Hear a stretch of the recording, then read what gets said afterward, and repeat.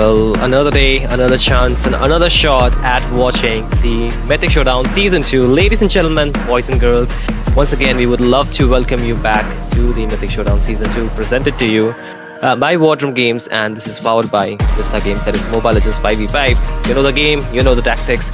So this time, we are back again with the day number 2 of the Swiss stage, but before that, let's just do some small introduction. My name is Shinryu. I'm going to be the voice of the game, and I'm joined by my brother Jeff for this matchup between team Untitled versus Zohunt, right? If I'm not mistaken, Jeff? Yep, definitely. You are correct here. It's Team Untitled versus Team Zohunt. And these teams, Shinryu.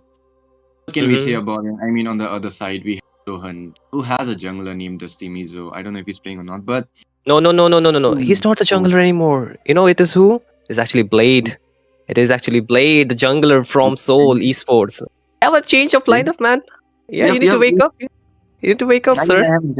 Yep, okay, my bad on that, my bad. But yes, we have Blade passions wisely and seen a lot of respect coming on towards him as well. So let's see how they play out on this time, because Blade, my oh my, will have to tell him, as well as Zohunt himself, you know, because these teams, they are from the Mythic leaderboards as well as from the Elite leaderboards. And they are not going to be stopping at all. They will be making sure that they will be flexing most intense gameplay that they can ever imagine, and this is going to be the Mythic Showdown Season 2. Slightest mistake, I mean, even though this is a Switch stage, still going to be, what do we call it, a heavy penalty if you make up any mistakes, right, Shinryu? Absolutely, you know, just a best of one, meaning that you are not getting a second chance. One shot, one chance. That's about it. And yesterday we saw some amazing matchup. We had 4 games yesterday, and each and every one of them were banger. It was like so back and forth. The good names, the teams that have been, you know, the strong powerhouse, even were almost made yelled, or you know, they were made to kneel in front of some of the new presents. Especially, I'm talking about the game between Elusivity versus Venom. I mean, Elusivity almost lost that game, man. Like just one hit away from the base, the game was that close, and then they were able to turn it around. So, you know, this is like so unpredictable. The entire Swiss stage will be so unpredictable. We have some, you know, Mythic leader teams, then we have Elite leaderboard teams, and then we have some wildcard entries as well. So, it is spicier than ever, man. We could not have asked for a better, you know, Mythic Showdown Season 2, of course, right? Oh man, I mean, that's true, you know. Even the teams who didn't got the chance to participate, they come back with a wild card and really just obliterating everyone that they are around, you know, because they don't care about who are they up against. They just want to make sure that they get a chance to qualify for the LAN, and on Mythic Showdown as well, they are planning for the same thing. They don't want to be dragged down, they don't want to be left alone in this LAN even, because once you go in the LAN, it's like a dream, especially for a lot of teams, because you don't usually see a lot of teams in the LAN, but a lot of repeated names. So yes, time I hope a lot of teams, I mean, especially from the wildcards, you know, the teams who came in from the wildcard, a lot from you guys to be qualifying for the LAN. You know, about talking about LAN, right? For this matchup, especially Zohunt versus an Untitled. For the side of Untitled, they have the only female player that I've seen so far in the tournament. It's going to be Daki taking up the mid lane, and she has been a phenomenal addition. Even before that, you know, previously I think she used to play in, she used to play from Untitled, if I'm not mistaken, and she has also played in some of the female tournaments, and she has been absolutely one of the strongest players out there. You know, her micro, her macro, and her decision making is at a different level, man. So her addition into a tournament where the boys are all dominating is something that really sparks a lot of debate, because, you know, it questions if these women are also capable of going toe-to-toe against those men in this esports scene. And we are talking about not just any esports scene, we are talking about the Mythic Showdown Season 2. This is one of the biggest platform that you can actually get to showcase your talent. And apart from that, for the side of team Zohunt, I've met them personally in a couple of the LAN tournaments, of course, and they have been, you know, their mindset is on a different level, and they're so humble at the very end of the day. So it's like such a good blend, and these people are like some of the chillest people that I've ever met, especially some of the, you know, new addition that's going to be Elu as well as Blade. They are like super chill, man, and I'm loving the fact that they have joined powerhouse like Zohunt for this game. I mean, definitely. I mean, I have met Blade as well, Mhm. and he is way too chill. I'll be honest. But speaking about chill though, it's not going to be chilly because we can see a Black Dragon instantly for the hands of Team Untitled. And wait, like you talked about, Aki playing a lot of female tournaments. I'm not wrong. I guess she was playing in Uncrowned Valkyries, right? If I'm not Yeah, yeah, yeah. mistaken. Oh yeah, Yeah, she was definitely. in Uncrowned Valkyrie. Then she was in Yama Celestial. Then she even joined the Elusivity. Um, I think something Elusivity 7 or something, if I'm not mistaken, the name it was something like that. So she has been there, and really, I think she has been talked about quite often. So she's not somebody you can just undermine in this matchups. Now speaking about it, she is a part of herself now that we are talking about. But speaking of that, though, we can see the bans as well as the picks coming in. But Zohan will be going for a really matched combo. I'll be saying this is a dangerous grass. I do love the Hilda pick, but combining it with a Kimi, not a perfect combo because really we see Hilda going towards the back lines, just hunting them down, and Mm. combining with the Kimi, she will usually be left alone fending for herself, which is not we usually want. But speaking of that, though, it's going to be Untitled who will actually have a really great combo with the Gatokacha as well as the Black Dragon.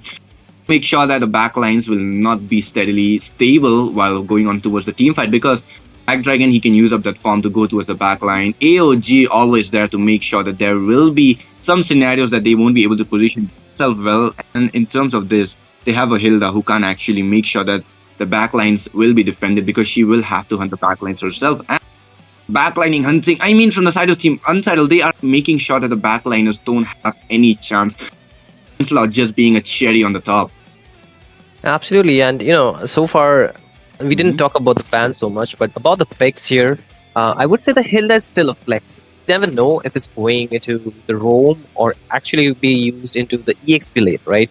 So against the Black Dragon, I think she can really go toe to toe because given the fact that she can heal a lot quickly with a passive, as well as she has good damage. Even if you build her in the tanky route, but still dish out a good amount of damage, meaning that not some hero that you can actually undermine by laning against. And at the same time, it received a new buff with this patch. So again, being relevant in this meta. So a lot of addition for this Hilda, and I think she will slowly but definitely get there into the top picks. But so far, I will not give her the S tier, the Mm-hmm. tag. I think she's more like the S minus, not S plus tier. Okay, like she's there somewhere there, but not the strongest by far, at least. But Mm-hmm. then again, you see, like you mentioned, the dive from the side of Team Untitled is just on a different level. They want to completely disrupt the positioning of the backline, especially for Kimmy. It's not going to be too difficult Mm-hmm. because she can hit and run, right? She's like a Mm-hmm. hero that can actually kite away really well. So given that, I think it's not going to be too much of a problem, but I feel the Ruby might just suffer because the Ruby has a lot of work to do with the crowd control. She has a very good set, but then again, she lacks range a lot. That's true. A Ruby, I mean, usually we will see a Ruby on towards the gold lane. And against marksmen like Granger, she usually struggles really heavily. But when it comes towards the crowd control, she has the upper hand in terms of the team fights because of the, what do we call it? First, the enemy's farm and her spellbomb just stacks up a lot higher. In terms of damage, though, she can just stall out the damages, but would rather prefer a marksman when it comes towards having the damages. But right now, Zohan, they still have a Kimi who can make sure that the damage won't be lacking from them. Speaking about that, though, if we are coming back towards the bans, we can see Zohan banning out the mages, Lushin and Yves, so that a team Untitled they won't be Okay. just have a lot of troubles. Speaking about that, we see Blade on that YS, even though his higher and he was banned off, they come in, picking up a truck card, though his damage not been touched. His what do you call vision has been nerfed a little bit for the YSS. That makes him just off a little bit, but still, once you get those items, he is a monster of himself. So let's see how Blade utilizes that. And against the Lancelot, though, let's see how it plays off. To be honest, Jeff, I do not like this YSS in this draft. This is like three counters available from the side of Untitled, right? There's a Black Dragon, there is the Garut Kacha as well as a Lancelot. I don't think so. This is a game where you would want to play the YSS because, hey, let's be realistic, right? The YSS does require a lot of farm, a lot of spacing, and a Exactly. good positioning. And there are three heroes that can just completely deny him all of that. And even the Yusong is a direct counter to the YSS, the Yisan Shin. I don't know, like, is Blade really so confident he actually is going for this hero? I'm not really sure about, but again, there is going to be more ground covered by the two picks by the side of Untitled. Will be going for the Farsa as well as the Grandeur, and give that poke damage as well as can finish off those kills really easily. The low HP targets cannot really run too far, given the fact they have so much damage from just one or two items, especially the Farsa, but Arlot coming in now. But unsettled about the draft from Zohunt, but still, if it works, it's going to be work really well. But then again, I feel it's a very high risk and high reward draft that they're going for. But what are your thoughts for this one?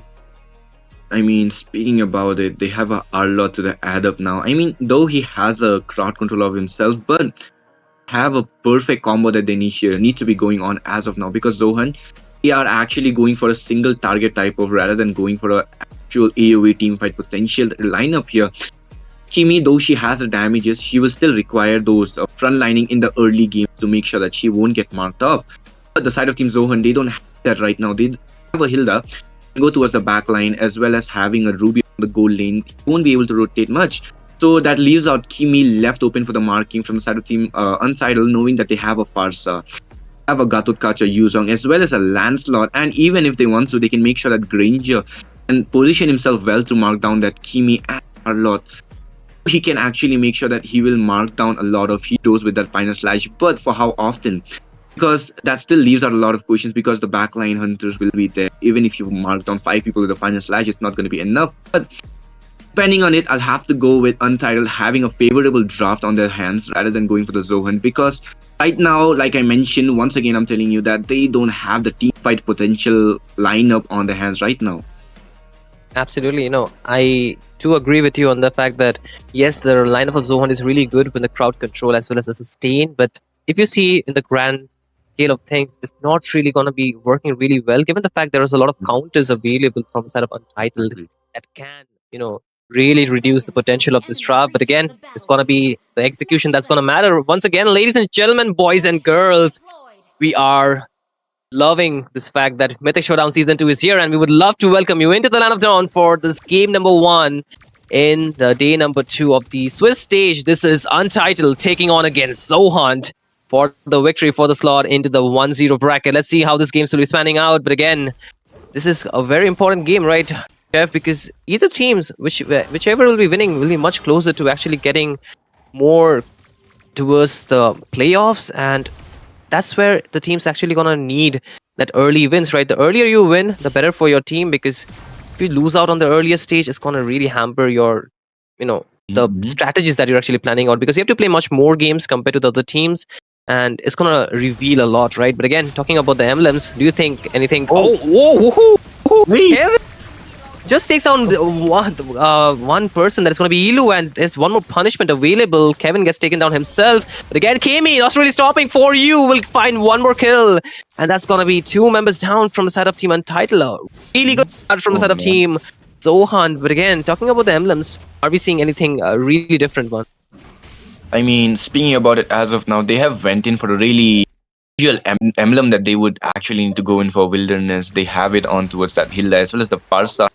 Will be giving them quite a bit of movement when it comes towards the jungle area, but as of now, which I'm seeing, they have went in for a really usual emblem on their hands, killing spree on towards the YSS. They have that quantum charge on towards the YZ, which we usually don't see in the rank section, but this is the competitive series after all. They need to make sure that their movements, their their HP bar stays still, and yeah, that's pretty much it. But speaking about emblems though, we are already in the turtle, which will be spawning, and Blade will instantly go in for that. And he does not want to waste any more time, knowing that they have a Lancelot who has a retribution chance with a Thorn Rose. And speaking about it, we can also see the YZ coming in with the Black Dragon form. With the backside, we can see Ilu forcing to be backed off, and Dusty Mizo might be there, but will have the final slash really early on. But with that, we can Blade will knocked down by the YZ. Sure that he will die. But Kevin comes in, making sure Dusty Mizo is the prize for disrupting his combo, and with that, can see the turtle as well as 2 more kills adding up towards the hands of Untitled, with Super Justin having the level 4, the AOG unlocked for him. Absolutely, the early game is going to be very rough for Blade because they have punishment available from their side. Untitled, they can easily go in and mark him down with the Black Dragon, with the, even the Yuzong. Sorry, not the Yuzong, with actually the Garut Kacha, like you mentioned. Super Justin can easily go in with the AOG and even the Super Use Black Dragon form. So, in a way, it's very difficult for them to actually do so much. But again, Feather Air strike down. The Flicker baited out from Ilu, able to survive still. That's a big resource being baited out. Now, Ilu will be forced to play defensively. And you know what? If they play defensively, there gonna be more time for the side of Team Untitled to actually get the scaling onto their lineup. And if they get scaling, it's gonna be very difficult for them to do too much. Again, up top though, it's gonna be an engage. Final slash being used, bringing back Super U. Does not really have the Black Dragon from anymore. Getting stunned, but cannot escape. Dusty Mizo will get that kill, and the scoreboard stands now 3-3 for both the teams. Exactly. There was a good attraction pulse coming in from that Kimi, which is going to be really good because For You just came in with Dusty Mizo's final slash, being a cherry on top, making sure that Untitled's Super Yui won't be getting any chance of having the snowball because you, like we all know, will be having those snowballing to be making sure that he will sustain a lot longer in the late game. Because you get the snowballs, you get those items, and the more you get the items, the more your Shy Essence will be stronger because he has that HP based Shy Essence passive as well. But for that, Kevin already coming in, flexing off that Function as well as a Thorn Rose, but Sky Pierce as well as Sky Pierce secured onto his Kit as well as Kevin having that. But for that, top lane, another engage onto his Yui might be taken down by the Black Dragon. Already popped down. That is good, a heavy resource. Liners will be having a fun time in terms of the turtle battle as of now, but Yui is still there. He does not want to go back, but Zaki will be forced onto us. That flicker as well will be a really heavy cost because she might be marked down as of now, but it's going to be Kevin who will make sure that the turtle will be going onto us. But Yui, another markdown with the feather. That he the turtle and they go in. Markdown. Dusty Mizo comes in the kill as well. The side of Team Zohunt having a much more preferable time and on towards the top lane though. Ooh, Dusty Mizo is not really stopping anytime soon. He will be able to pick up a double now. With this, Zohunt finally able to win out that entire team fight and also get the advantage back towards their side. And what a good engage, from Dusty Mizo from the turtle fight too. He's not really being shy to actually go in and give those engages because of him, the Blade can easily found that the retribution onto the turtle. But again, the top lane, the tier 1 will be falling now, meaning that the map will be spanning more towards the side of Team Zohan. They can actually have a relaxation when it comes down to the top lane. They can easily go for the ganks. They can cut off the rotation quite easily and making sure the side of Team Untitled actually have to just be on their toes every time they rotate around that area. But at the same time, you can see mid lane though, again, this time Super Justin cannot really get back out. And Dusty Mizo actually is doing absolutely phenomenal. 4 kills on towards him.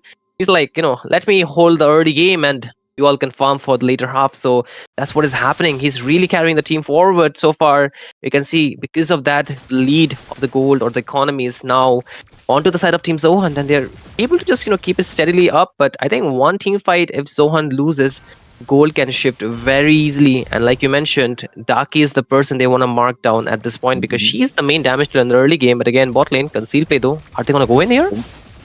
I think they can go in because of the Kevin, but final slash is misses. AOG comes in. Flicker coming out of Super Dusty Mizo, that is going to be good, but Daki marked down. Ilu comes. Flicker, make sure Daki dies, and with that, Ilu will be marking down Daki in the most ruthless manner. People ahead while Daki being targeted down, and with that, we can see Zohunt making sure that their backline hunting potential will be coming on top, and side of Team Zohunt already making sure that they have goal lead onto their hands. Super Justin damage taken onto a stop though with Ilu following. I mean, they are the roamers, they need to make it out, but the turtle will be here. For Yui already there. Attraction pulse comes in, catching Super Justin. He comes in with a final slash. Mizo does not stop, but Feather airstrike will make sure that but Super Justin goes in. He dies. Does not stop at all, and with that, we can see the side of Team Untitled getting a kill as well as a turtle, just making sure that the goal lead does not expand much now. Absolutely, what a good initiation coming in from the side of Team Zohan, but Untitled will definitely take the title for winning the team fight, and with this, they're able to actually get a good trade-off now. 2 for 1 will be the neutral objective take for both these teams, and they are absolutely loving the fact that they can actually go for a full v5 fight. And for the side of Zohunt, they actually found the code, or they could break the code with taking down Daki, punishing her down, because in the previous two fights, or the first two fights of this game, so almost Daki dishing out the most amount of damage, and the rest of the team just capitalizing on that. But this time around, you can see she's getting marked more often, both by Dusty Mizo as well as Elu. They know if they just take him down, it's going to be difficult. But again, Dusty Mizo might just get the AOG onto his face, getting stunned up. The Unbreakable is going to be there, but again, able to dash in and out. And also, Kevin will be there. 4 members available for the goal laner, and they will be able to take down Dusty Mizo. But meanwhile, Team Zohunt will be finding a turret onto the mid lane. The tier 1 will be falling. And this will even give more advantage inside of Team Zohunt in terms of the macro game. But again, they will find, for Untitled, they will be finding a turret downboard. So still an equal trade, but losing the mid lane might be more costly. But again, top lane, no! Daki cannot get back up. This was a 1v again. Yuzong going in to Fury. Can he find the kill? But no, Traceless being used in a perfect manner and able. Oh man, another kill. Added up to the pockets of Team Zohunt, and most importantly, going into the hands of Blade.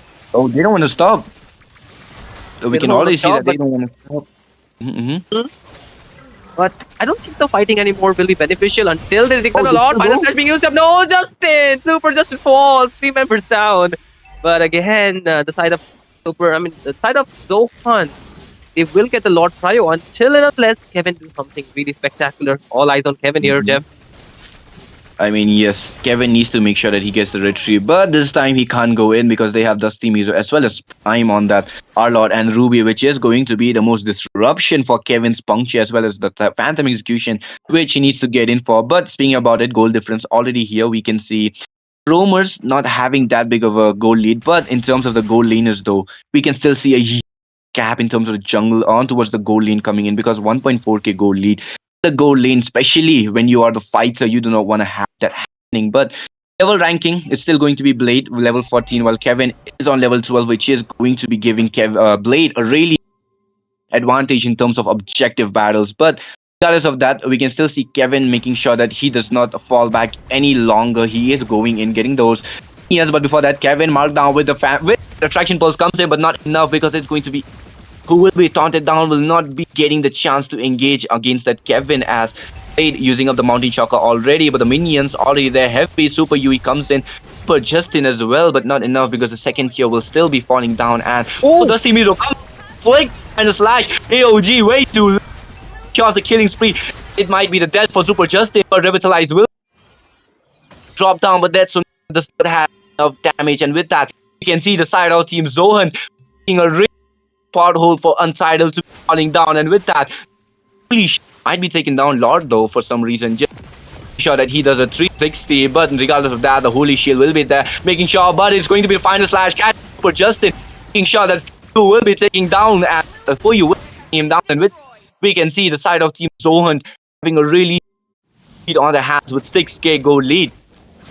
Absolutely, now the lead is actually hurting the side of Team Untitled. They cannot really leave out the fact that the side of Team Zohunt can actually punish, and given the fact, even though the YSS have been nerfed, but the jungle capability or jungle clearing speed is still the same, he can farm up really quickly, getting that level 15 lead quite early on. And again, holy defense is being dropped down, gonna be a problem again. Punish being used.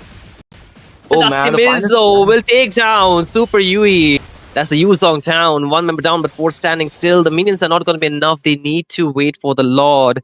Zohunt, are they going to be really impatient with this one? Are they going to go in with the siege? Because I feel if they just go overextending this one, they can get punished as well.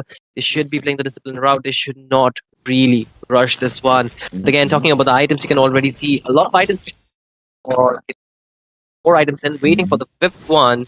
But even the side of Team Zohunt, they have almost lead onto their individual roles. That is going to be the mid lane. Quite a bit farmed up, 3 items in. Even the stack's going to be there, right? 4-0 and 5 for 4U. He's going to be hurting. And even for Blade, he has 4 items in. So not too behind when it comes down to the damage. And at this point, I think it's about better initiation. And every time you can see the side of Team Zohunt, they are punishing Super Yui, they're punishing Super Justin, because they are the people who can actually instigate those team fight. They are the people who can actually engage for those team fight. And without proper vision, I don't think so. The side of Team Untitled can actually contest for this Lord. And yes, without any contention, The Lord will be freely going into the hands of Team Zohunt, and now they have the Lord advantage here, Jeff. I think if they can sync really well, they can get the inhibitors pretty easily, and maybe the Nexus too. Yep, that's true. Does see Mizo on that Winter Crown though. I think that he is plotting for something really evil against Untitled. But I mean, if like just the way that we got a glimpse on towards that items, we saw Super Yui does not even have 2 of his items, which leaves him at a really disadvantage. But level ranking though, junglers level 15 for you, almost level 15 on level 14 mark right now. But like I was talking about items, Super Yui does not have does not even have these 2 of his items, which is going to be leaving him at a really disadvantage because you are the EXP laner. You need to make sure that you are greatest initiator as well as the backline hunter if you are one, and that is of course on towards Young, which he is not able to do as of now, which is going to be a really bad thing for the side of Team Untitled because they don't have the perfect initiator on their team right now. And with that, the Lord will be cleared down, but the bot lane inhibitor will be down as well. Oh, with that, the flicker final slash catching for Yui. Oh, but it's not enough. It comes in, Black Dragon onto the backside. See Mizo punished for that with Kevin taking him down, but it's not going to be enough because Super Yui will be down by Blade coming with a mega kill. Goes in for more for you, will be getting the kill on towards that last shot. And with that, we can see Kevin punished as well. But with that, we can see the side of Team Untitled just pushed back even more with all the members from the side of Team Zohunt having a goal lead except for the goal laner. But regardless of that, people down as well as the hopes. But before that is going to be that who will be caught down, and with Fader, it's not going to be enough because Blade will be going in. Justin way too deep in the enemy's not territory, but way too in formation, and he is taken down. And with that, the side of Team Untitled are crumbling apart. Yui just came in and died out of nowhere with Aki taking up a lot of damage, and with that, Nexus taken down as well as the hopes for the side of Team Untitled and the side of Team Zohunt, making sure that they get a 0-1 on the hand. Yep, and this is gonna be Untitled still not getting their title onto this match. They will be not winning it out. It's still Zohunt, the Mizo powerhouse, winning it out, making their names known for this twist stage, and they will be moving forward to the 1-0 bracket. Man, what a game, you know. I would say both the sides, they tried really well, but Team Zohunt, they had more control in this game. Yes, in the early half, they were, you know, just given that first blood, but despite that, they were able to really recuperate quite well. And talking about the player of the match, let's see who it is, man. It is our beloved Blade. And this is for a good reason, right? He was playing a YSS against 3 counter heroes, but you saw the confidence, right? He still picked it up and he performed so well, just being taken down once for that first turtle take. Apart from that, phenomenal performance coming out from the entire lineup. Team Zohunt, Dusty Mizo enabling those team fight with the final slash with the flicker, and then the rest of the team completely collapsing onto was that they had Ruby onto was Prime to give those, you know, extra bit of crowd control, and then of course the damage was completely enough. And even if you take a head-to-head for the goal laners, it's still, you know, despite KitKat actually having all his item locked in, he could not do too much. It was more like, you know, the side of Zohunt outscaling the damage in the late game, even to the point that, you know, the feather airstrike were used really early to just clear out the waves, and I feel that was a wasted resource, honestly speaking. I mean, that's true. Just speaking about it though, in the head-to-head for the junglers, we can see a huge items, but coming on towards the mages, we can actually see Daki was marked down really, but then which left her at a really questionable mark, you know, because she can't rotate properly, she can't get the minions properly as well, which left her at a really disadvantage. But the roamers, I mean, doubted it on towards that Hilda while having Kacha having a favorable mark because he had fences, he had AOG to have the AO, what do we call it, the huge area control. But regardless of that, Hilo actually made sure that the backliners would be hunted down. On the EX side though, Team Mizo, I will have to give him for his final slashes. Every time there was a team fight, final slashes was just the finisher, just making sure that the sets will be there. The enemies from the teammates from the side of Team Idol will be marked. Actually have to give it down, but yeah, rich guy, it's going to be Blade, as well as Carry having 46k damage with 53 gold per minute. Sandbag is going to be Super Justin on the Ghazot Kacha, 104 damage taken, with the Wingman having over the 13 assists on his hands. But yes, like you were speaking, these players, I mean, Wingman onto us Hilda, the way he was actually making the backliners even picking regardless of his backliner being left, being marked down, but still he made sure that she won't get marked down. She will make sure that she was not being left. She was being a burden to the team. She made sure that she will put out a lot of pressure on the hands of Untitled, and that she actually did for you. Sure that a lot of decision making was also there from her. I mean, the rotation we saw, she didn't take the easiest route, take the longest route possible, and made sure that she won't get marked down, even though her frontliners already figured out the path. She did not want to take any risk. So yeah, that is the, what do we call it, a really medalish way that we can say our mages should be playing out. Yep. And I want to highlight one fact that the members from a set of team Zohunt, they are in with a new line, like with two new players, right? But no point of the game it felt like they were new players. They were like so well fit in the lineup with the rest of the team, right?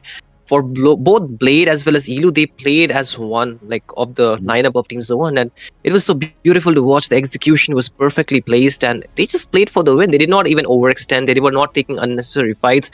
They were just playing for those objectives, and they got those objectives and cleared the game really easily, really quickly.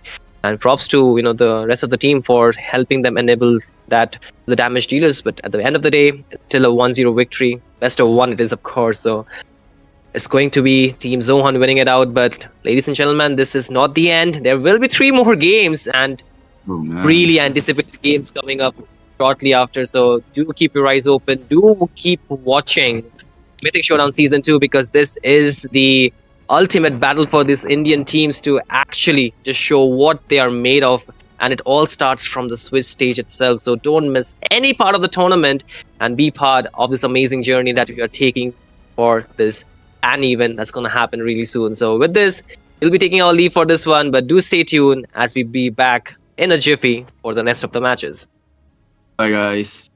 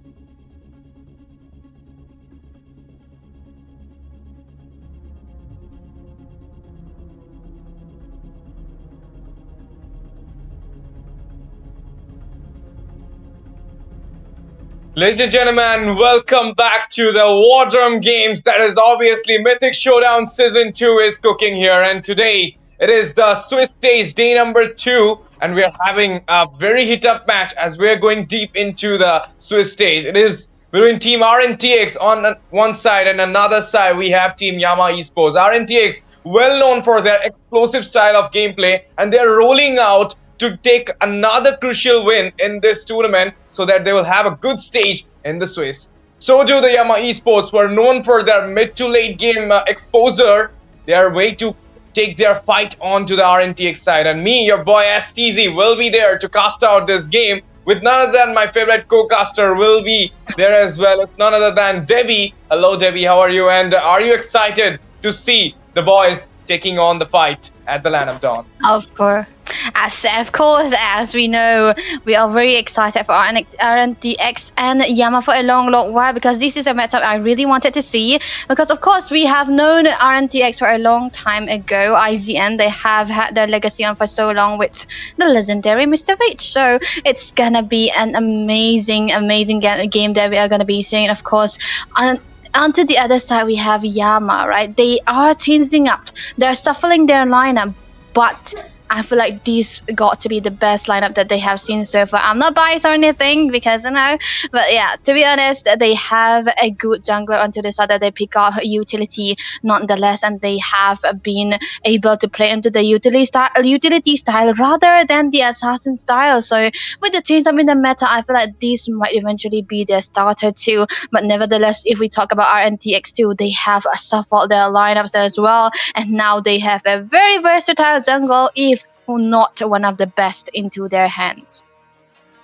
Yeah, MOBA Legends and Joseph, of course. Two of them are the beautiful and best jungler from both these sides. This is the thing I'm going to talk about. Joseph is having another kind of play, whereas MOBA Legends is something different as well. So this is the thing. I mean, all those heroes, all those players right now who are going to play it out, they have different styles up there. Like if you're gonna take out Meteor and Dark, they have a different play style in the EXP. If you're gonna talk about Violet and Witch, they have a different play style. So does Joseph and MOBA Legends. It's more like Joseph likes onto that assassin jungler, whereas Raren loves to play those utility types of junglers. And in this current meta, you can't even say that this is the meta for the utility junglers, not for the assassin ones. But no, it's like the mix-up meta going on in the Land of Dawn. So we are not sure what will be the strategy from both these sides, but we are sure about one thing: the drama, the cinema, and the absolute pick-up rates we're gonna see at a War Drum Games, because this is Mythic Showdown Season 2, one of the professional league of India you're right now witnessing, guys.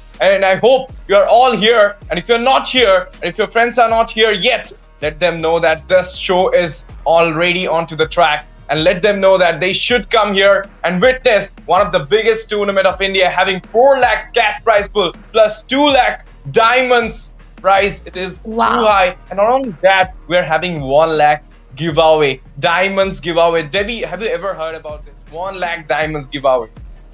Of course, I have been there when Ray was announcing, like, yeah, the audience are here, they were deserving of those diamond prizes, and he was listing it down. I was there for twice, and I think it can happen this time also. So stick around for that, because we are at the start. It's gonna be happening into the last game. So without further ado, let's hop into the drafting phase. Here we are, Yama Esports going against Rntx. Yama have the first pick, so they are particularly well versed into the blue side rather than the red side. So Rntx, I think they are very versatile into this pick. So let's see the bans though. Lancelot, Elias, Hayabusa completely taken away by Yama Esports.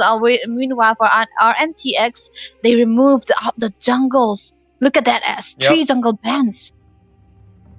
3 jungle bans and 3 you can say Raren bans have been done there. And with not only that, they prioritize the combo here for them, that is the CC and the Gatot Kacha, the AOG and curtain call combo, which is so accurate nowadays. And you don't even want to give the Gatot Kacha to a side who already prioritized the Kimi for them. So obviously, beautiful draft already been done by both these sides. But it's more like Violet wants that Kimi to be into his hand because he's kind of comfort with it. But which currently, will he go for the Lunox or for the Chushin? That's the biggest question I have in my mind. Absolutely true. The thing about this Flashy jungles that we were talking about, I would say that Violi is also a Flashy mid laner. Meanwhile, for Vitz, he's more of an adjuster, if that's even a word, because he kind of is a player who adjusts for the team, whatever the team gonna go for. So now that they pick up the Xborg and the Grok all together, this is gonna be a winning trial for the mid side. For Rntx though, the Joy is definitely gonna be dragging out them a little bit into the mid phase. CC is still gonna be a flex pick, and now that they directly pick up the Garthot, that's definitely not a flex. It should go into the hands of Mr. Afraid and not Muriel. Muriel is more of a playmaker hero, so what could they remove here? Harriet already gone, so Yama, should they remove out the Yuzong now, or do they want to handle it? I'm not sure about it. Lapu Lapu, yeah, might be an option here, but banning out the Arlot, that's also a good one. And because you not yet sure that is that CC going into the EXP or into the goal, because sometimes you're gonna maybe want to see that team Rntx EXP laner Medio might gonna go for that CC into the EXP. But there you go, another ban coming in there from the side of Rntx. I believe it might be onto the goal side. If they want to play a safe game, I believe they should ban out the Lunox here. Lunox might be a problem for the CC. Even Clint as well. Yeah, Clint. That's a new addition that I didn't think we would go for. But honestly speaking, Rntx could be looking good with the Yuzong, but they're the one banning out the Yuzong instead. So there's a possibility that they do not want to give that hero away and play the CC into the XP lane. But you know what, as it will be very, very, different to say that I don't like a CC into the XP this season, particularly because he cannot really have the priority onto the turtle in comparison to other heroes. But nevertheless, it's a winning hero into the lane. So Lapu Lapu gone again. The amount of XPs that have been removed is completely insane. So that's the CC XP, man. Oh my god. Yeah, that's a CC XP, and it is Granger onto the goal. This is so good. I mean, if you're gonna see is like a way, I mean, the Gatot Kacha is there, so CC EXP will not be a bad option for them. But as you mentioned, in this meta, having the CC into the EXP is kind of having a little bit backlash as well, because the Alice is open at this point. They can actually go for the Alice pick. So let's see if they can actually go for it or something else. But I mean, this is right now the Xborg into the goal. Is this Xborg goal? Yeah. Oh, okay, it is. Xborg goal. Phobius into the XP later. No, and the Lucas. Okay. Rntx, I feel like they were actually expecting the Lucas now that they ban away 3 of the comfort for Roran, right? And taking away the Joy as well. I don't think he plays it. So it was either the Hanzo, which I don't think will be good here, and the Lucas. So the Lucas was completely open and they wanted that, but without even thinking about it. We talked about how much of an, Vitz is an adjuster for the team, and now he's doing just that. The Valentina to try to go against the Lucas. So I'm kind of digging it. Maybe there's a possibility that they want to drag back the meta just a little bit, Of course, but it's the thing, like Rarin loves to play with the Lucas, so do Joseph with his Joy. And Joy do have the skin buff right now with that Onyx PH skin. So let's see if the champion skin can make them the champion or victor in this game, or it will be team Yama Esports having MOBA Rarin into their side. One of the flex jungler right now in our Indian community scene. Let's see who will be taking on the throne, who will be taking on the match as well. But the 5-5 set is here, Debbie, and whom do you think will have the upper hand in the early phase of the game and in the mid to late? Man, all I see is my son there with the Xbox. Jokes aside, a lot of beautiful, if I said beautiful, they might get reached.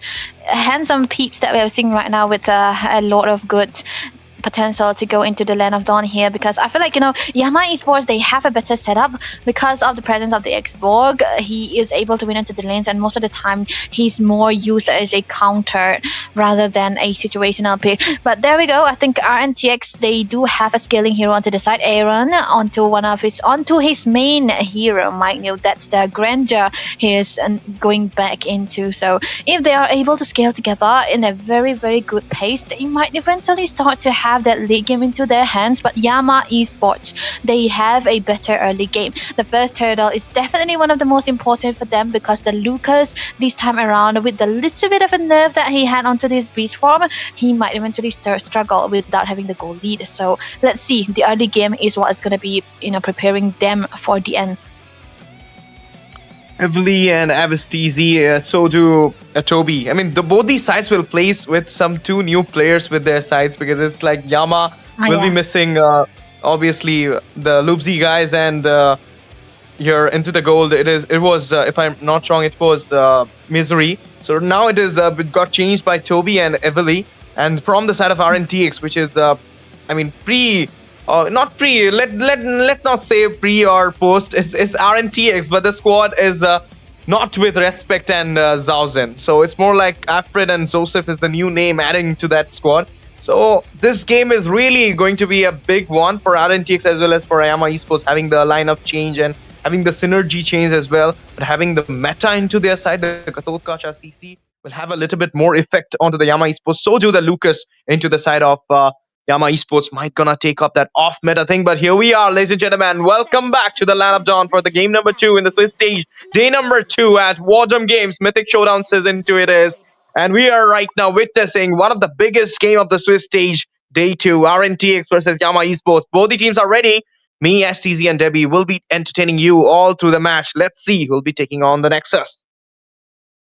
Definitely one of the most interesting matches that I have always been looking forward to witness. But onto the mid side, there might be a little bit of a poke coming through from the Kimi. Violi might be able to clear it out because this is a Grok and a Kimi combination. The clearance is definitely going to be good. But surprising enough, Rntx, Rich, and Afraid are able to catch up to that. That's very, very big for Rntx right now. So the rotation will be nerfed down quite a lot. At least so already entered the side of the Rntx. So that's going to be definitely a good gain.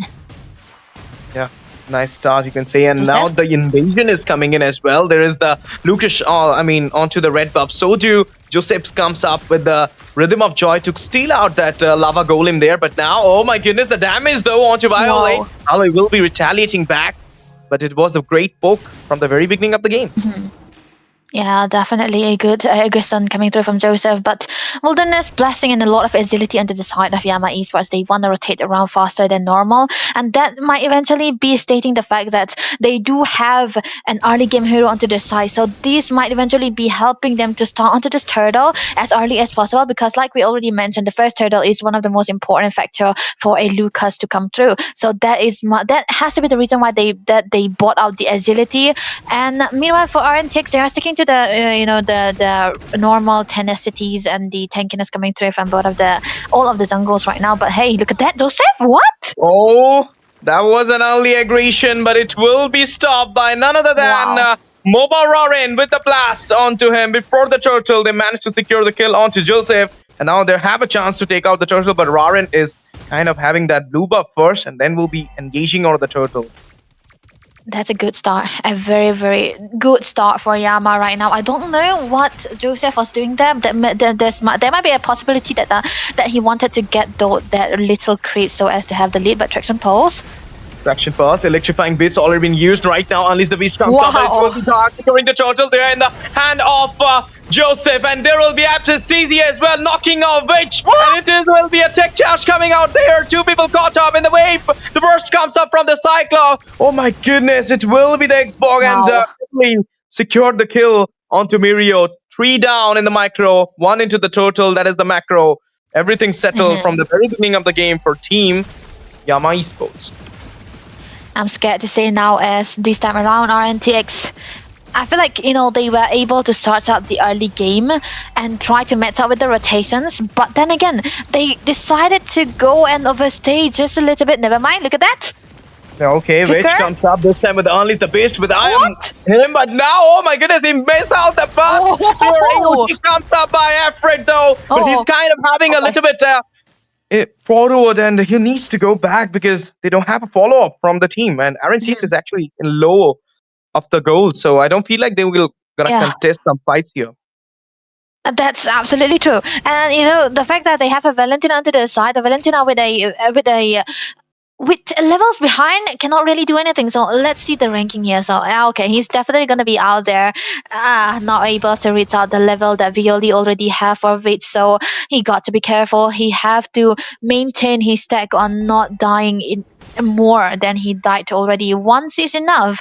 So Rntx right now, they have to be, I hate to say this, but they have to stay passive. They have to play for the gold laner. They have to play for Aaron now, because into the first few minutes of the game, they were able to catch up aggressively from what Yama Esports were trying to do, but they did lose out to the jungle and losing out the turtle as well. That wasn't the best case scenario, but Toby right now taken very low. If he gets solo kill, I'm definitely gonna be clipping this.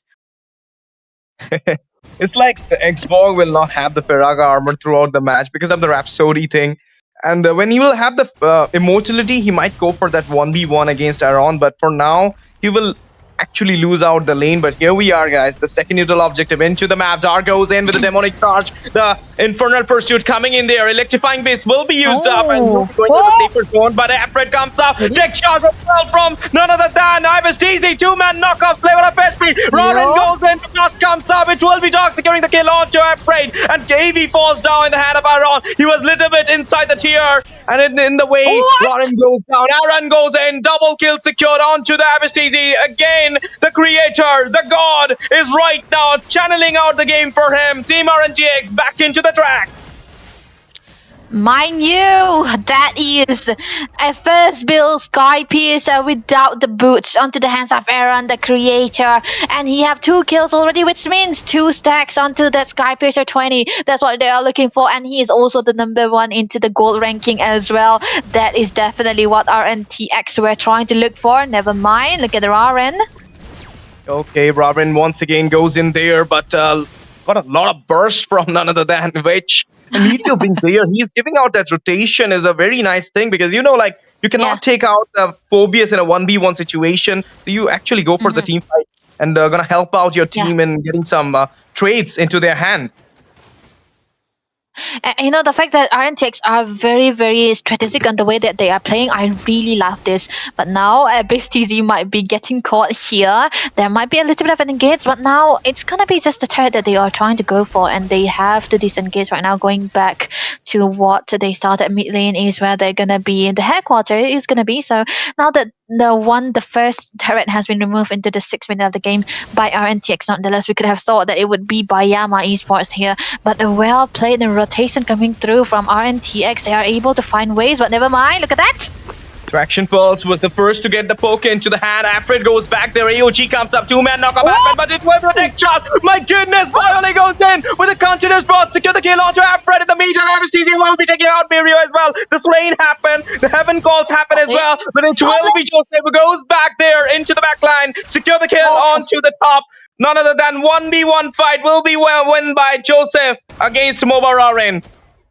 Oh my god, man, that was absolutely amazing to say the least. Yama, they were actually looking like they were onto the lead with the fight that they were taking. The Texas was amazing coming from Abyss TZ, but then the follow-up compensation from Joseph was personally, on point, man. That was a 1v1 situation that we are seeing, and Joseph coming out on top. So that is not going to be a loss still for Rntx, but still they have to accumulate a little bit of lead. The turtle is going to be important. The second, the third is definitely one of the factors that might be equalizing onto this as well.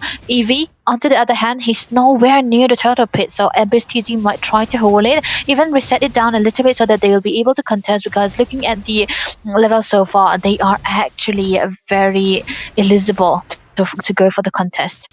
10 seconds to the turtle. This is the broken walls we're talking about, and we might gonna see the reset onto the turtle, and maybe a lot comes in soon, because I don't feel like both these sides are interested onto the turtle, but 8 minutes, 2 seconds right now. Still the third turtle.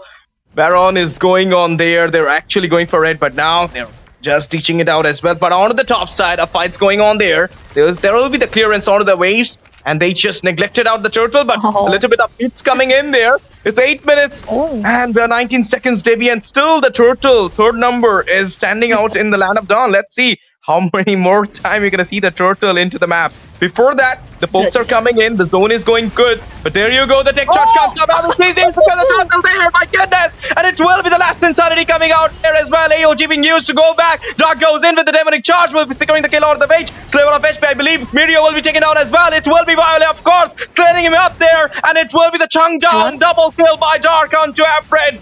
In the meantime, Aaron the Creator finds his way back into the safer zone, but the micro trade with the macro goes again to the side of Yama Esports, having a goal lead of already 13-07, Debbie. Wow. I think that was a very good fight that our Rntx didn't have take Yama. They have a good setup for the turtle. They have a grok.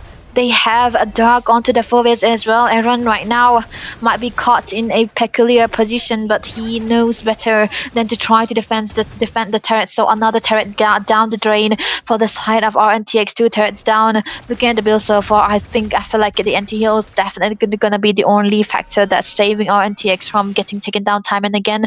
But the fact that they still have Aaron the Creator onto this Grander, who is still very healthy, onto the goal as well as the kill, so he might be eventually the only win condition that they have right now. They can play for a 4-1 kind of situation, put Joseph in the position where he can go for the long lanes and give out the other lanes into the hands of Aaron so that he'll be able to stack up. That might be eventually what they will be starting for right now. Onto the mid side though, it's going to be a clumping, they're going to be clumping together for Yama because they are made to stay together in one place. Really having a lot of damage onto the Kimi is also helping them quite a lot, and Toby with the 2 damage not letting the Gatot anywhere near them too. So that might be a start right now. Mirio onto the CC. I don't like him onto the CC Moon because this dude in particular plays a lot of setups. He's a playmaker, you know, he doesn't want to go for the disruption. So we'll see how he'll be able to perform because this time around I haven't seen him doing anything. Should we believe that the playmaker from the side of Yama Esports is none other than Toby, because he is like not going for the fight, he's going for the burst and to take out some help from the side of our Rntx members. And you're gonna see him not engaging from the very beginning. It will be Dark who will be starting up the opening, and then the clear opening will be followed by Abystizi, and then you're gonna see Toby into the action, into the stage, setting up the fire, setting up the hit for the side of Yama Esports and trading out those macro leads for them. But right now they have Rhapsody coming in there, taking out the shield, the armor from the Toby, and we're gonna see the Lord Dance already started with the yo-yo bleeds from Mirio, but it will be reset down by Yama Esports side. Yeah, you know, the fact that they have a grog is definitely in favor for Yama because of the in all of these objective fights, because he's able to resent it a lot time and again with the walls, and it's a broken wall too, so that might be a good rotation and ways for him to set up the walls there, and the tech charge is definitely always on point for Abystizi. And the fact that it's always Afraid who is going for a disengagement or a reply instead of initiation, that has to be one factor that, you know, Yama have in whole for themselves too. Skypiercer into the hands of Raren, definitely something I don't really see, but you know, he's built different after all. So let's see how he'll be able to stack up, because right now he also got the defense item. He's definitely scared of the Valentina to deal out the damages. So even Joseph right now, but hey, Evie might be taken low. Okay, playing a little bit safe. Joseph went for the zone there. Violet comes up with the flicker. Will be baited out, but for nothing. I'm not sure why they went for that flicker, but all of the resources, the blast, everything will be used out into this fight. The Lord is right now 25% HP. Let's see who will be taking it out. It will be MOBA with the Retribution. Alfred comes in, join the fight with the AOG, but it will not be happening that much. Oh my goodness, tech shot, but this time from Vich. 3-man knockup happens, level of HP. Toby going in there, busting out, but it will be MOBA securing the kill onto the way. And in the meantime, the God went in. Dark falls down with the Rhapsody, double kill secured. Can it be a triple for the God? Let's see the Rhapsody still busting in. It will be a triple. The God working, and the God is securing the kills and sending them personally to the heaven side. But it will be Abystizi going in for the poke there. Can it be the Maniac? No, a shutdown happened to Aaron the Creator. No more creation happening there. It will be Team Yama Esports again winning the trade, even though the triples goes into the hand of Creator, but still the Lord, the kills, everything settled for Yama Esports. And now the Lord Rush is going on to the top. Wow. That was amazingly well done by both of the teams, definitely. But Yama with Lord able to secure it on time. That was definitely one of the factors that made him stay. But Mirio onto the chase. Okay, another engage coming in, but this time the trap down mechanism will be done so beautifully from the side of Rntx so that they will be securing the kill. Whoa. Not only that, Joseph with the rhythm of joy finds a kill on the dark there and will be clearing out the waves and the Lord on the top, even though the second tier falls down, but they managed to defend out the whole mid zone so that the expansion of the mid lane will not gonna happen, and it will be a little bit breathtaking moment for Rntx to think of some strategy to come back into the micro lead or into the settlement of or the micro or the gold. Definitely, but the Lord is completely useless now. But then again, they were able to get down, but Miro, on the other hand, I think is going in. Cotton Coil, Yo-Yo Blaze, Afrit goes in as well, but the burst is so high from Violet, continuous penetration with the magic, and it was the overextension from Afrit, which will be a pricey one for him to take him down there, 1-for-1. We're gonna say about the trade though. I know as an XP laner, we have never thought that Miro might be behind into the level, but nevertheless, it was a very, very weird laning phase for him against the Foes too, so that's definitely not something that we want to focus on. But on the other hand, though, Joseph with the full build, he might be able to get out the damages done onto the backlines, especially onto Violi, so Violi might need to have at least one item that can help him defense out all the electrifying bits. That's definitely, the Winter Crown might be in favor, might be a favorable choice for his item into the last part, so that can be something that they build out and go for the aggression. On the other hand, though, the mid side is what they want to focus on. But the thing about Rntx is that they have a macro factor into their hands. The Joy is definitely going to be out there and favoring them because the long lanes, the side lanes is definitely going to be into his hands. He'll be clearing it up easily. Meanwhile, the other four can stay together. But for Yama Esports, though, they cannot be in a different zone alone. They have to stay together at one point. The only way that I can see them clearing out the lanes is if Toby is able to go there. He will not be getting killed, but he's gonna be very, very slow onto the laning phase as well. I mean, not the laning phase, the clearance onto the minions too. But yeah, he built out the Ice Queen 1, which is gonna be a little bit of a slowness that he's going to be having right now with the fire. So Rntx has to be really careful in when they were trying to engage top lane. Hey, there's the 1v1 going in, but Aaron the Creator join in there with the Wow. Sky pierced out there onto Nice read. Rarin before the Lord spawn, and now it's a chance for Team Rntx to actually contest out the Lord without any fear. Yep, that was actually a good read coming through from Yama Esports. They know that Rarin was the only possible option that Yama will be sending to clear out to the top lane. And the fact that Joseph already won against him in the 1v1 situation, they kind of needed the Granger to be there too with the kills so that he'll be able to stack up. So it was very, very brilliant of Rntx to do that. Right now, the Lord is already up. Toby with the poke, he might be taken down very low. Okay, look at that. Okay, the retreat happened there, and it would be easy lot for them, but now the has been used to goes back in the safer zone. But I was actually in a fear, like I was saying, even though the jungler was not there available for Team Yama Esports, but if you remember, Turtle has been taken down by Dark and Abyss, and they were not having the retribution. Exactly. That's why it was important to have your retribution on time, and we have known MV Rarin to be the best retribution user too onto his utility nevertheless. But now this was a very, very clean move coming through from Rntx. They take down the turtle, not the turtle, they take down the jungle, which means that they are definitely free to take the Lord. Rarin, he's going in. Violet as well. It was so hectic for Afrit to actually take out the game there, but now coming in with the backline being disrupted by none other than Abyss. The 30 comes up, Afrit falls down in the hand of the MOBA Legends. And with that, we're gonna see that Abyss will be taken out with the immortality being popped up, and it will be the final blow given by Aaron the Creator. And Lord is right now standing at the bot side, and the inhibitor falls down, opening the Nexus for the first time and in this game, and it is Yama Esports side which will be vulnerable this time for the map. Now Joseph goes in with the electrifying bits and will be securing the killing spree on the Violet. Now the tech shot comes in, which it is. And Aaron the Creator finds the kill onto Toby. The Paraga armor goes down, shutdown happened out of Joseph as well. A lot of skirmishes, a lot of trace has been shared, but now will be mad, but it will be taken down by the god. The Creator and Dark going in with the demonic charge, but getting a lot of damage by Mirio. The Yo-Yo Blaze working so well, and now it will be the final rush. The Nexus open, and the sea will be flown, and it will be Team Rntx getting that one opening, one chance, and they will clinch onto it to secure the win at the Swiss stage. What a dramatic start, and what a dramatic end. Cinematic pure one from the side of Rntx to secure the win, the Swiss stage of Mythic Showdown Season 2. I'm actually flabbergasted. Oh my goodness. That was one fight, man. One re-engage. It's not even an initiation. It was started by Yama. But then the re-engagement coming through from Rudis, Afraid. And the follow-up from Miro as well. And of course, we see, onto the backside, there was a chaotic move coming through from the Grok as well. It was, Abyss was trying to... Wait, what? Hello? Why is Blade here? Nevertheless, man, back to the point though, I would say that that was amazingly well done by Rntx. Even though Abyss TG was able to zone the Granger away, zoning around the creator away, he wasn't really needed into the fight because the damage coming through from Miriam was also there.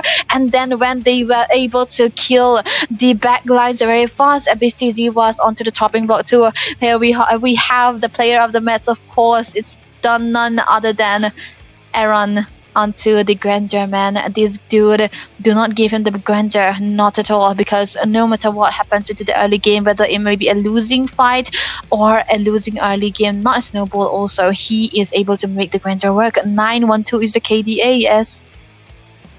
Bro, this is the thing for Aaron the Creator. Maybe it is IGN, maybe it is Rntx. The team name might be changing, the team he might be changing, but his carry out the game will never gonna change. If his team is in danger, he will show his shine in the last way, in the late game, and he showed it today as well. Taking out the triple, the gameplay was so high, and then in the last moment, it was Mirio, of course, giving out their opening for the side. They take out Dart, and the Nexus was open with a cannon minion inside it, and boom, it's gone.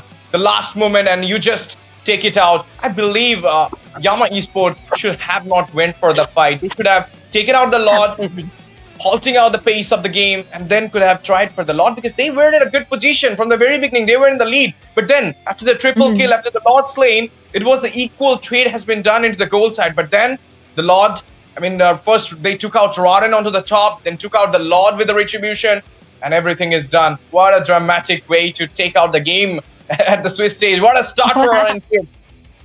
Congratulations, man. Definitely. I was actually focusing on to the head-to-head for these players as well. But, I find it funny because most of even though they have an Xbox Golina, the amount of tankiness that Toby had in comparison to Aaron is definitely not, comparable, because it's half. But yeah, it's a Granger, right? It's a Granger, it's a goal, it's a marksman and a fighter into the goal. This is how, abyssal the meta is. But looking at the rich guy, the carry and the carry for the team, it's definitely going to be Aaron, man. Of course, he got all the money, right? Debbie, just take a situation like Mirio having the Alice here, and CC would have been into the hand of Aaron. Do you think RNTX could have made their comeback just like they did with the Ranger? Okay, you want the Alice instead of the CC, right? If that is the situation, it would have been an easier game. Mirio was having the EXP laner, proper EXP laner, not the CC, and the CC into the hand of Aaron. Yeah. Just what we thought about the first picking. Oh, if that's the case, then it would be an easier early game for Rntx. It could have been an easier early game.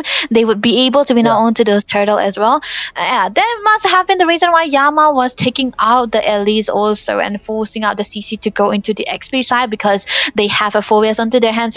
And to be honest, both of the teams were perfectly well. There wasn't a mistake. There was a little bit of a miscalculation coming through from the last fight for Yama, but into the early game as well, Rntx weren't able to do that big of a fight because they were losing out to the turtle, right? They were losing out into the fights too.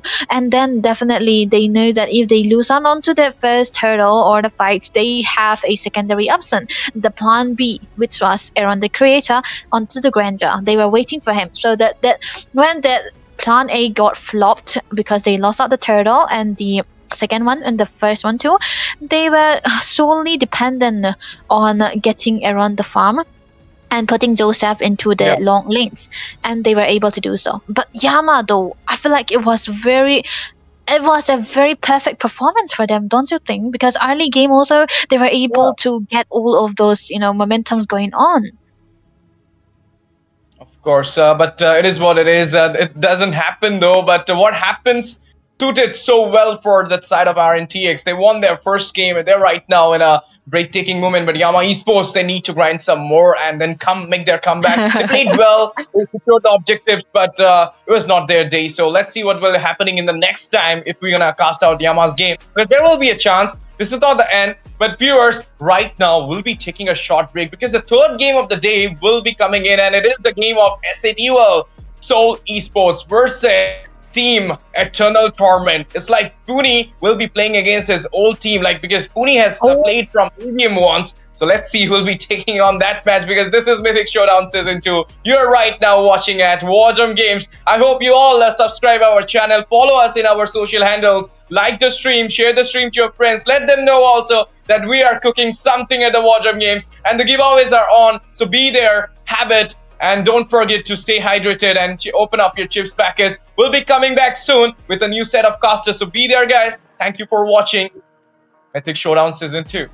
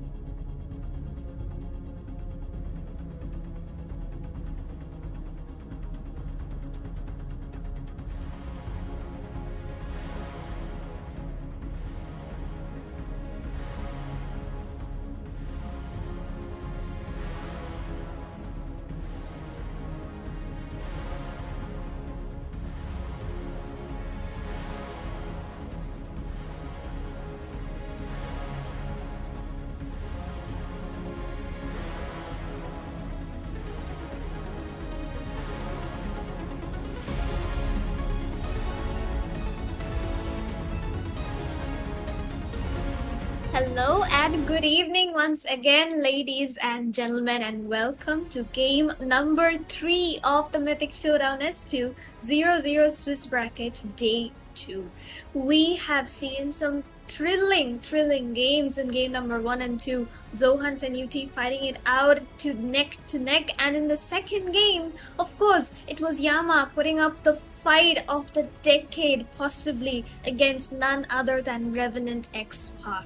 Of course, Rntx, with the experience that they have over the years, they did manage to get the comeback into the late game phase, and of course, they won it out and went up to the 1-0 bracket. But we are here with another huge monster into the industry. Back with this monster in this game 3. It is none other than SATUL, Soul Esports versus Soul Esports versus Eternal Torment. It's just in my head right now. But this will be me, Sarah, alongside Ray. So Ray, what are your thoughts tonight?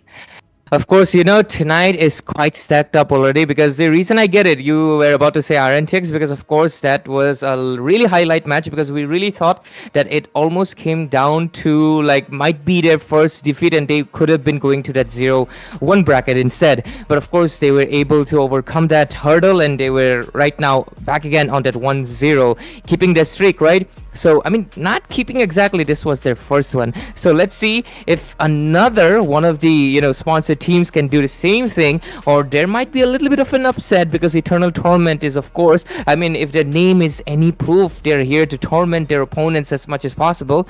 That too eternally. So, let's see if it does become possible. The draft will be starting in a minute. I'm really looking forward to because, of course, this will be the debut and the first match that Soul Esports is going to be playing, basically in the MOBA scene itself.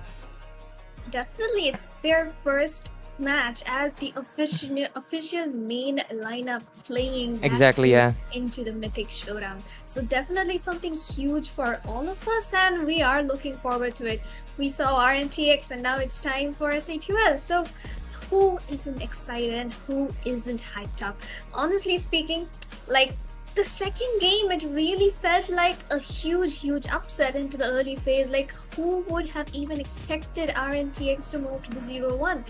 Everyone knows it's Witch, it's Aaron, it's Joseph, it's Rudius. We are definitely gonna move up to the 1-0, but the way Yama played, it was something remarkable, and we'll definitely have to look out for them into the 0-1 bracket. But right now, talking about the teams in front of us, ETR went up against SATUL in a grand finals and upper bracket semis in a previous tournament, where ETR, first time they won a 2-1 in a best of 3, but in the finals, ABM did it. SATUL did a clean sweep, a 4-0.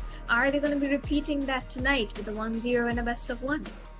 That is a question, and I think an answer would be pleasing to many, right? Many would love to see the Soul Esports win, but at the same time, many would. I'm not saying they would love to see them lose. More so, many people will also enjoy the fact that an underdog team is right now rising into the scene, and ETR, having, just like you mentioned, having played recently, could have a good chance at that. But let's see if it will happen or not, because at the moment right now we're just speculating, because as soon as the draft starts right now, we will jump in and we will see what strategies they can bring in, because at the end the draft is a chess game. Because it does not get you the nexus, of course, but it does get you a few pawns ahead. So let's just dive into the draft phase and we will immediately find out what bans are they targeting and what server they will be playing tonight as well. So I think if we're ready, we can go into a draft phase any second right now. Sarah, do you have any expectations, especially from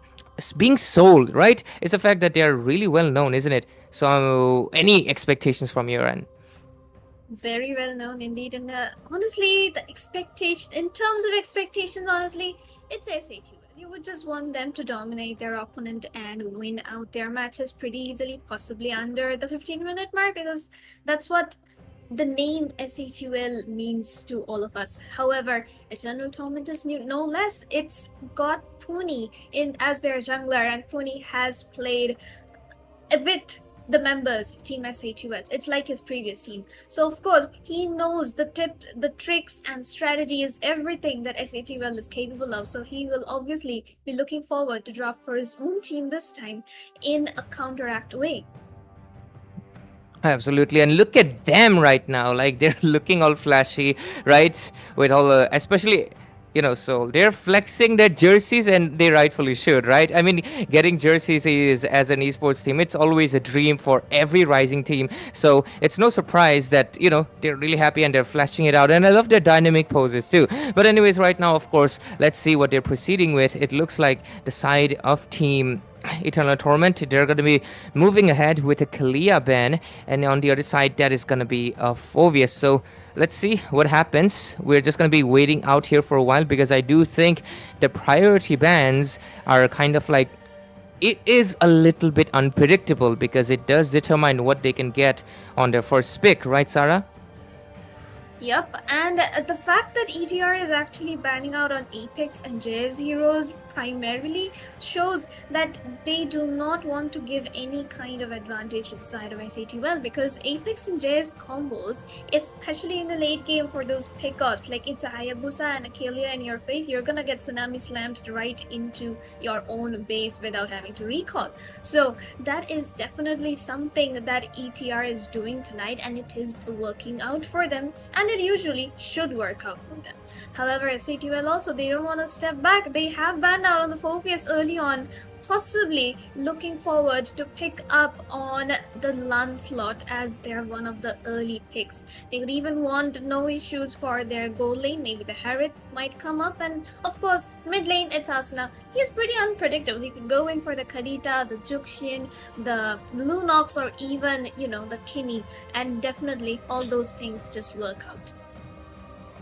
Absolutely. I loved the fact that you laid out a lot of options for them already. So let's see what do they move forward with it. For now, at least, just like I mentioned, the Jushin is out of the picture. So is the Hayabusa, because I do think they should be respecting that, because of the fact that right now Jade does have, quite a while ago, many people thought that he was limited to the fighters, but right now that limitation does not exist. And because of that, you have to respect that. And if you do not do it, because of course, Hayabusa is one of those heroes that can easily not just flank, because I think wildcard phase already, we've seen elite teams as well as open qualifier teams just show us what this hero is capable of. So because of that, I think that ban is good. Follow it up with a Gatot Kacha. And right now, one last ban before we move into the first pick that will come into the side of ETR. Let's just wait for it. And we can see the Gatot ban coming in from the side of ETR immediately. So they do not want that roam advantage to be going into the side of SA2L.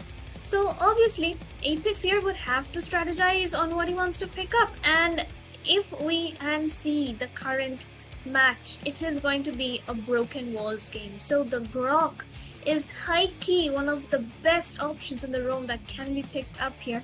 And judging from the fact that ETR went in for a Yu Zhong pick, the Grok is definitely something that Apex would love to pick up. It's either the Grok or the Khalid or the Hilda for him into this game.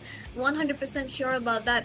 On for the mid lane, can go in for the Kimi, can go in for even the Lunox. That definitely works out. But if you want to prioritize anything, you can simply lock in on the Esmeralda and flex it into gold or EXP anywhere you want.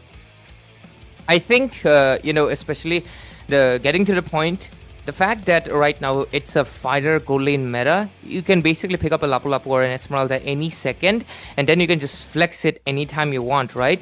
So I think because of that, we might see, okay, looks like they're not going to prioritize it just yet. They go with two power picks though. One of them is the Grok, and the other is going to be that Yishin Shin, really strong jungle, as well as the fact that Grok is technically, I would say, I think one of the most broken roamers right now, because his positioning is just like, he can really wreck up your positioning mainly with the wild charge right now, change into tectonic charge, I think.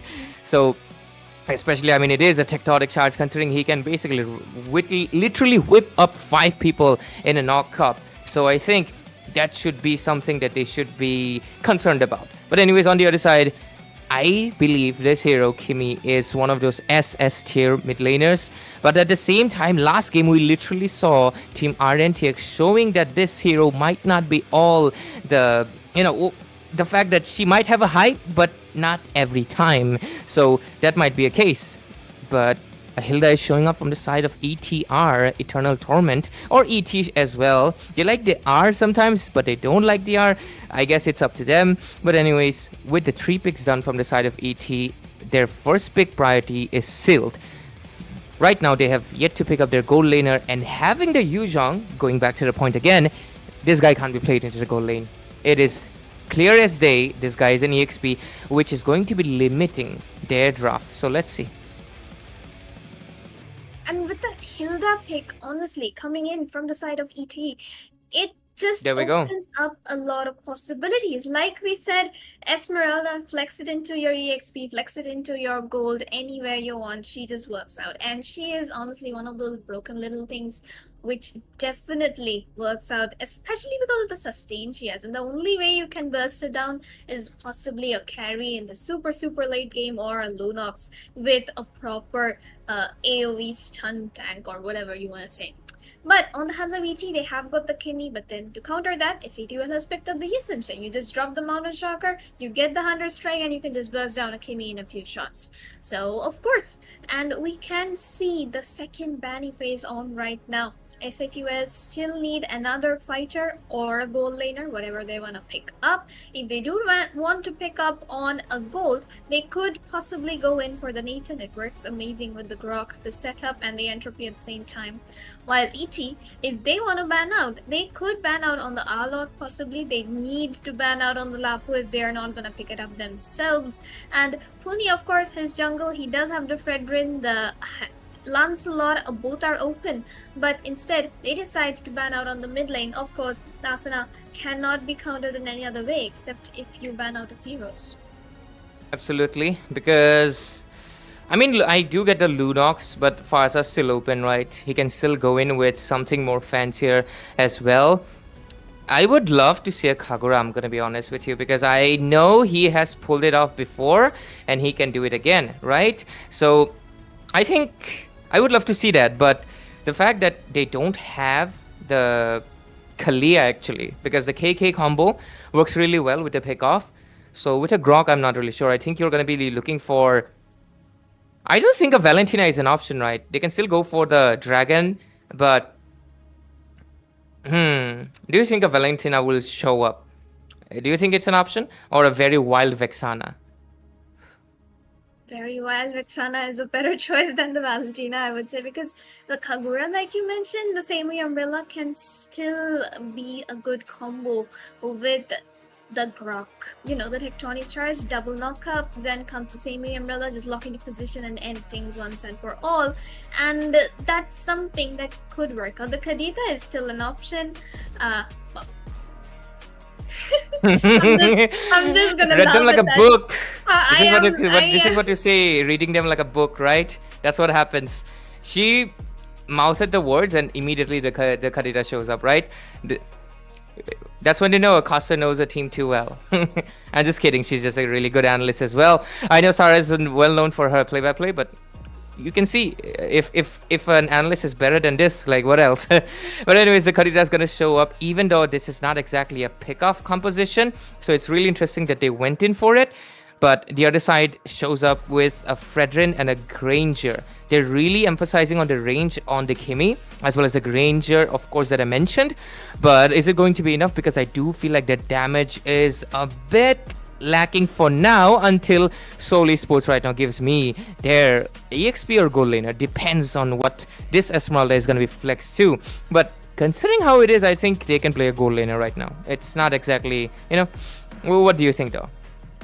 Judging from the fact that they do have the Ascension into their jungle, The Lapu or the Alice. Yeah, Lapu would have been a better choice personally for me, but then again, definitely works out. Alice, something Anti has been practicing recently, so of course he just goes in for it and instantly locks it up. Like against the Kimi and the Granger, it definitely works out. You could go in with the Throne of Ruin and just lock them down in position, while the Yi Shin follows you up and the Grok follows you up with a Flicker and a Tectonic Charge. It's just slam dunk, done. But ET, definitely a very good composition because of the Hilda, I would say, can definitely invade a lot into Yusenshin's jungle and restrict him from, like, farming up as fast as a Fredrin would. But of course, it's a Yusenshin, and Jay, known for being the slippery jungler that he is, he could just go in and around everywhere. He could even steal one of Pony's buffs. You never know, it could happen anytime. But Renascent and Tiger, the two picks I am a bit skeptical about. Both of them are very, very scaling heroes. So what exactly can ET do to delay the game up to that 8-minute, 9-minute mark so that the Kimi and Granger can actually be relevant in a team fight situation? And then you run into another problem again. Yi Shin has been nerfed recently on his utility, not on his damage. Yi Shin still is one of the strongest late game monsters, and Esmeralda being a sustained queen that doesn't have a Baksha in front of her right now, contending with the fact that Alice is currently also one of the sustained goddesses in the game itself. They're basically in kind of a pickle right now, because if they push in a little bit too late, they're kind of screwed. But at the same time, if they cannot end it early, because their heroes also require that early push. But anyways, with it, ladies and gentlemen, welcome into the Land of Dawn, and we will jump into this best of one Swiss stage 0-0 brackets. And with it, of course, we have Team Eternal Torment ET versus S8UL Seoul Esports, and myself, I'm Ray. I'm joined by Sarah, who is going to be bringing you that hype. And with it, the match has started. Let's see the action in place. Land of Dawn it is, guys, and the battle has begun. We did take a look at the initial items, of course, the Fury Hammer coming into play for the Granger right away, while Apex would be moving for the hybrid boots, and of course, it's going to be a very standard and slow game, at least towards the early phase, at least until Yusenshin picks up on the Mountain Shocker. But we can see the early Petrify coming in from Asuna as well on mid lane. However, those are just early skirmishes, because being a Kimi, you would want to poke your opponents, and SATL just wants to take advantage of that. And there we go, there's the emblems at the 1 minute mark, as we see, very usual for both of the teams. Anti definitely going in for that Inspire, and Radium also would be looking for those quick rotations. Dark was forced to flicker out though, Jaiho, with the Mountain Shocker, and of course, there we go, the first blood coming in from the side of SATL. First blood immediately, and then right now he's looking for a little bit of a 2 right there, but he was not able to get it. But that's a really dangerous position you're in, because I would honestly go back, because so far Apex has been landing those walls, capturing Kimi in a kill zone, and there is no Eve. But Kadita can do the same thing if you're basically between two walls, and Grok is one of them. So I think Tiger have to watch out his positioning at least. But with it, the turtle has spawned in level 4 for Asuna, but so does Tatakai and Tiger reach Anti as well. So you can clearly see the 4 priority, but Radium is a little bit ahead, but Renascent catches up soon. But look at the Black Dragon form though. Petrify onto 4, and the Throne of Ruin absolutely bursts them down. Tatakai and Dark Horse would get taken down instantaneously, and the turtle definitely secured in the hands of SATL. Quick 3-0 lead with a 500 goal lead secured, all because of one engage and one misengage coming in from their opponents. The Throne of Ruin completely counted out that Petrify play coming in from Tatakai, no matter how good it was, and that just gave SATL the edge, I believe. Absolutely right, because that was a good one. But Dark Horse, you're gonna be stuck there a little bit, but he will escape it for now at least. But what was that? Retribution? Do they want to go win like this? No, I think they should be going back. But what's happening there, Sarah? Are they trying to fight? They're trying to brawl, like it's fighter versus fighter, and there's just a Granger trying to fight out a Esmeralda. Like Esmeralda against a Granger, and the Esmeralda is winning. Amazing things being seen, and Renaissance here trying to risk it all for Whoa. one cannon minion. He gets taken down. Dark Horse here will get caught out. Has to flicker out of that situation. Another flicker baited out. Puni's jungle here though in jeopardy. Very big jeopardy because Jay is here to secure it. He has the retribution for himself. And of course, Grok is there to displace Fredrin whenever he needs. But Tiger though, what? Oh, Whoa, he's in a bit of danger. whoa. Oh, flicker. Throne of Ruin comes in once more. Petrify and then up under of waves and he goes down. Black Dragon won't be enough to save anybody, but Radiant Zohunt. though also is trying to sustain. It's an Esmeralda. He makes it out alive. So far, it's 0-5 score, and SATUL Soul Esports is able to do it again and again with the early lead. I'm really curious to see if they can make the score 0-8, you know, for their name. But I think that's going to be a while because, of course, I do think ET right now should be trying to play a little bit back end. But so far, though, they have been brawling it out, which is not a good decision. Because if you try to do that, you get stuck in places that you don't want to be in. But anyways, the turtle is going to be spawning, and this is going to be the second one. Throne of Ruin is not ready yet, so Anti has to play it a little bit aggressive. But look at the turtle fight. Puni will get the retribution this time, but decent enough though. Jay didn't really contest it, and the praise of Wrath was enough for Tiger to find Anti into the fight. Dark Horse once more caught in the middle of people while rough waves being used on Tiger. The basic act will secure the kill. Another guy trying to look for more. Asuna does have the passive, will not make it out alive of that team fight. He gets taken down. Puni trying to find something onto Apex as well as Radium. Dark Horse has to run. Double kill for Tatakai onto Apex right away. Radium and Jay being the only survivors of that team fight. That was quite a little bit of a back end, but I did mention the fact that Anti did not have the Throne of Ruin. But let's take a look at the items and the level ranking. Puni is quite ahead. Even Tatake right now after the kill onto Apex has surpassed J-Ho slightly in terms of EXP amount. Top lane, there's a little bit of contention items wise, but oh, look at that, Sarah. Bonk comes in. Oh, there's the Appraiser's Wrath once more and the Mother Chakra as well, but he'll have it the backup onto Jay. We'll find the kill onto him. Dark Horse with the double kill onto Ray as well. Apex might just be the third one coming in up there, but Astuna, the Petrify play with the rough waves definitely secures that kill onto Tiger. That was kind of unexpected because I did think that Tiger was gonna help at least Hilda get the kill or maybe secure it, but looks like the tides have shifted back again. But look at the goal ranking. Renosen, surprisingly, despite his, I would say, you know, kind of a choke on the top lane, dying for a minion. I guess that minion was not a petty change. It was valuable because somehow he's still ahead, maintaining that goal lead. I guess that makes sense because one is a marksman, really specializing on wave clear, while on the other side, Radium is really going in for. But look at that. That is kind of an iffy position, Dark Horse. Gets taken down, and the rest of the team definitely wants to. Oh, Throne? The Throne of Ruin once more will find Tiger by double ult onto him with a tectonic charge. Will find the kill. Double for Jay right there. Puni makes it out alive, but Radium is here to bring Black the Rad Dragon. to there's a 5-man rotation on the mid lane. Black Dragon being used up to zone away the minions as much as possible, but this would just mean that the turtle would be given away for free to the side of SATUL. Antidote. Line, but the Petrify play onto Jay made it out alive easily, but the bonk doesn't work out for Puni. He gets taken down. Radium getting melted a bit, and Asuna still has the rough phase onto him. Would be looking for some kind of an engagement. No, both teams just disengage after securing the turtle. Okay, so far though, their first items have already been secured.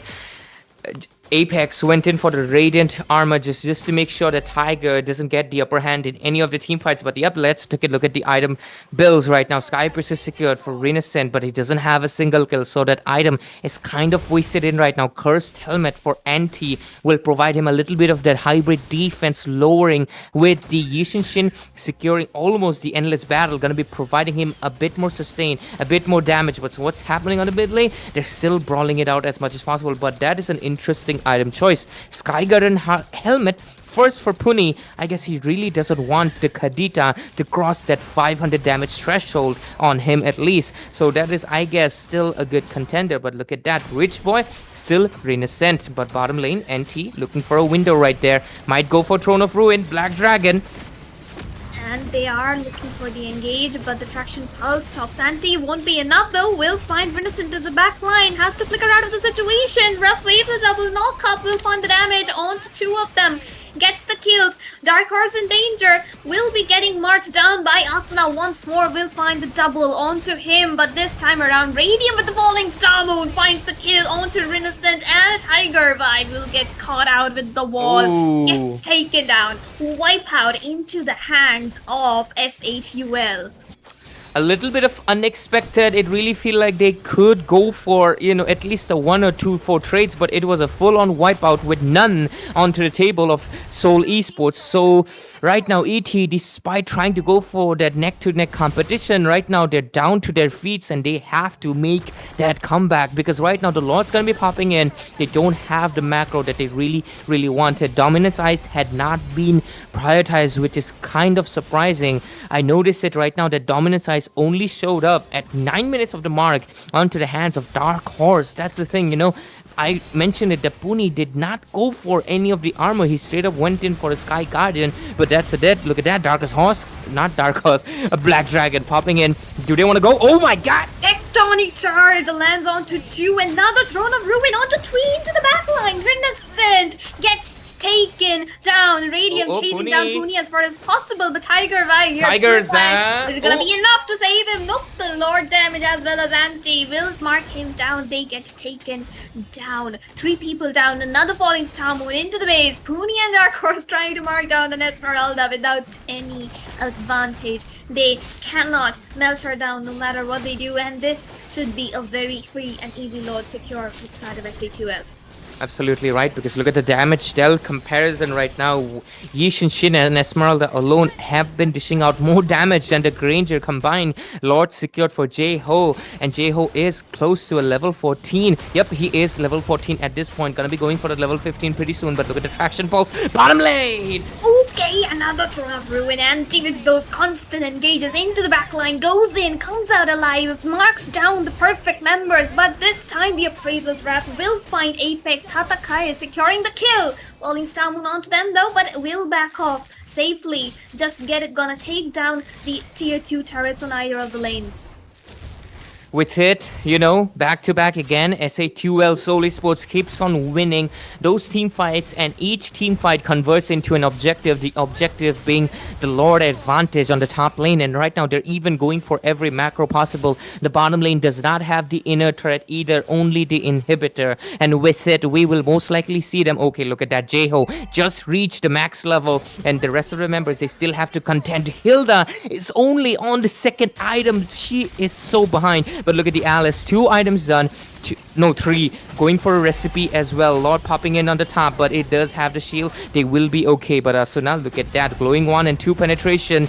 It is too much damage, too much penetration for the side to handle. But Throne of Ruin, another one into the back. Tectonic charge will be catching them, but Asuna Petrify instant burst down onto Tiger. They want to go in for more though. Petrify play coming in from Tatakai, but it's not going to take down anybody. Radium with the falling star under the inhibitor. He's going to make it out alive this time around. A little bit of a taunt with that emoji right there, the thumbs up sticker. It always gets you nerves. And there we go. Anti once more trying to look for an engage. Inhibitor turret in danger here. Dark Horse trying to look for something, but he's a solo tank. Can he go in? He cannot.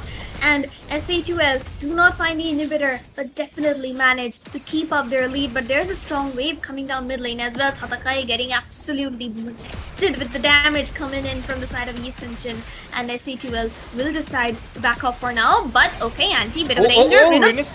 Ignores the kill. He actually manages to find Anti despite everything. But Radium here, way too much sustain coming in from his side. Black Dragon try to go in for Jay. He's trying to mark him down, but Jay too slippery. Makes it back alive. Rough waves being used up while Anti still marking them down. Mount Shocker misses Stranger, but Jay will try to find more. But the tectonic charge, Apex with the play, will find Renaissance. Puni caught out alive in the middle of 3 people, will easily get bursted down. And right now, the fact that they are... I mean, I do want to compliment the fact that ET, our internal tournament, have been trying to make the comeback possible, but Apex just does not give them the window, and I think that was one of the mistakes. Giving out the Grok to him is kind of proving a very big consequence, but look at that. Tiger had to retreat out, but the one that becomes the scapegoat, it's the dragon. But okay, let's see. They do have minions, do they? But oh, look at that! No, another rough waves play inside the base. Renaissance and Tiger, the only ones living. Renaissance has to flicker play. back to base, but can he make it alive? Anti still clearing out the minions. Radium taking a bit of a damage from the base turret, but they are gonna try and back off. Kimi trying to deal some damage, but Anti is practically just surviving everything. Kimi's hits are nothing but a tickle to him. 7-27, 10k goal lead in the scoreboard. Another easy and free lord for the side of SA2L. And J-Ho right now just got his full build, and Radium is also level 15. Granger's trying to catch up. Building that 5th item does have good enough penetration, but is it going to be enough to make those defenses that they really want? Etina does get Sigurd for the Yuzhong, but it's not going to be enough, because look at the damage taken. Dark Horse is highest because of the fact that they are behind by Throne of Ruin, popping in on the bot. Another one comes in, but Venison will be the one securing the kill onto Anti. But Jay immediately, the legendary, ended up killed back into the back line. He was trying to go in for more, though. Radium just zoning everyone. Tatakai will make it out alive this time. Jay makes it out alive too. Dark Horse overly aggressive with those plays and trying to mark down Jay, but Radium here is just gonna stand on their face and soak up every single bit of damage possible.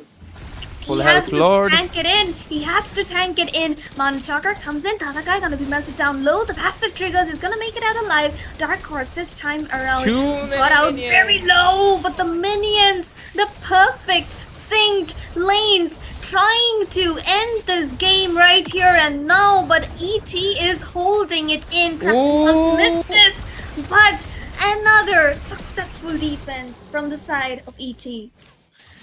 I'm gonna be honest with you, ET, somehow that defense looked close to impossible, but they make it work. They make it work again, but I'm not really sure how long they can defend this. Maybe they pass this time, but that Lord costed them all of their inhibitors. All of their lanes have been exposed. Super minions are going to be showing up, popping in, but at the same time, level 15s are showing up as well. Look at them. They look like they do want to fight at the same time. They want to go for a little bit of brawl. Minions are catching up right now. Do they go in for any form of strategy? Do they just stop the minions here? That is going to be a question for them right now, but look at that. Is that a Petrify combo? No, it is not. Grok! But it is Anti into the back line, finding the Throne of Ruin again, forcing Renaissance and Tiger into the base. Tatakai gets taken out, so there's Dark Card, there's no front line left except for Puni. He's trying to get the 3-man taunt in. Rough Waves still not available for Asuna here, though. He can try and mark down Tiger by Tiger. Oh, but Anti with the flicker play into the back line. Tiger and Renaissance forced back into the base by Esmeralda. They are gonna get chunked down, and so is their base. SA2L take away a well-deserved victory. A really well thought out defense that they kept on trying to do. It did feel like very brawly, but they kept on trying to defend it again and again and again.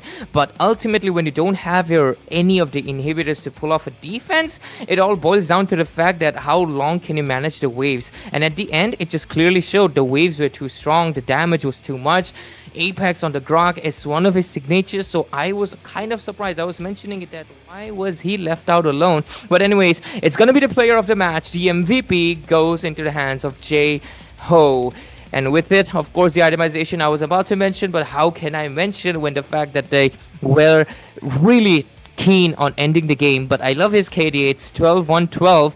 Sadly, it's not the date, but hey, that's the KDA. But with it, that's the scoreboard 9-32. You can clearly see that the fact that the Kimi only gets the Holy Crystal towards the end minutes, and it's not enough. On the other side, they were already quite ahead.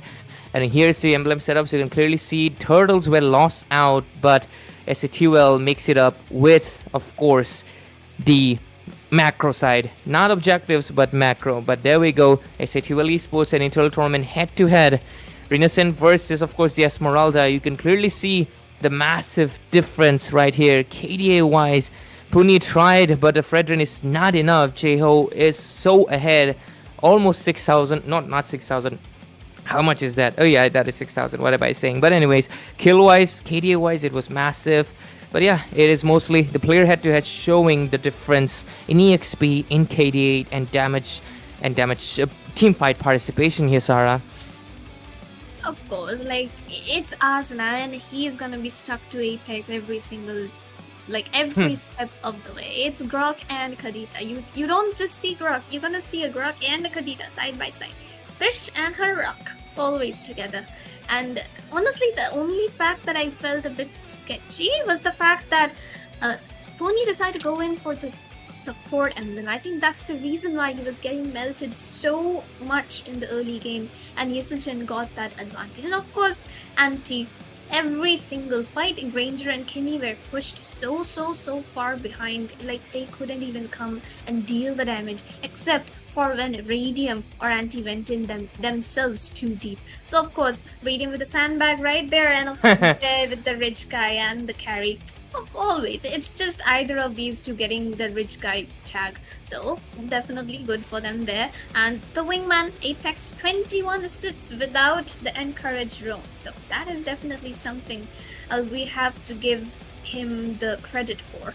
And other than that, SATUL, definitely amazing execution from their side. ETR, good try, good draft. They did manage to get a lot of leverage into the game, especially in towards the early wave. They did have the Fredrin power spike after the Guardian helmet, but after that, things just kind of fell apart, especially because Asuna marked down Kimmy way too hard, and she just didn't have any space to deal damage.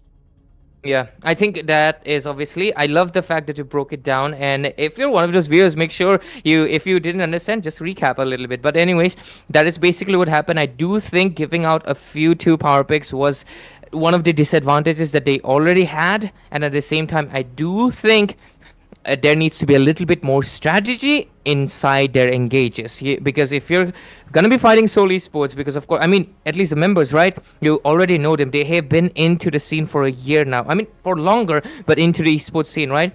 You have to study with them a little bit more and find those strategies if you want to go through instead of the raw brawl. But with it, at least right now, ladies and gentlemen, thank you for the ones who tuned in for this game. But don't go anywhere. The next match is going to be between Crux Requiem, right?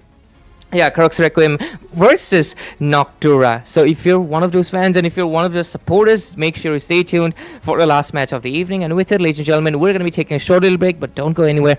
We'll be right back on the Mythic Showdown Season 2.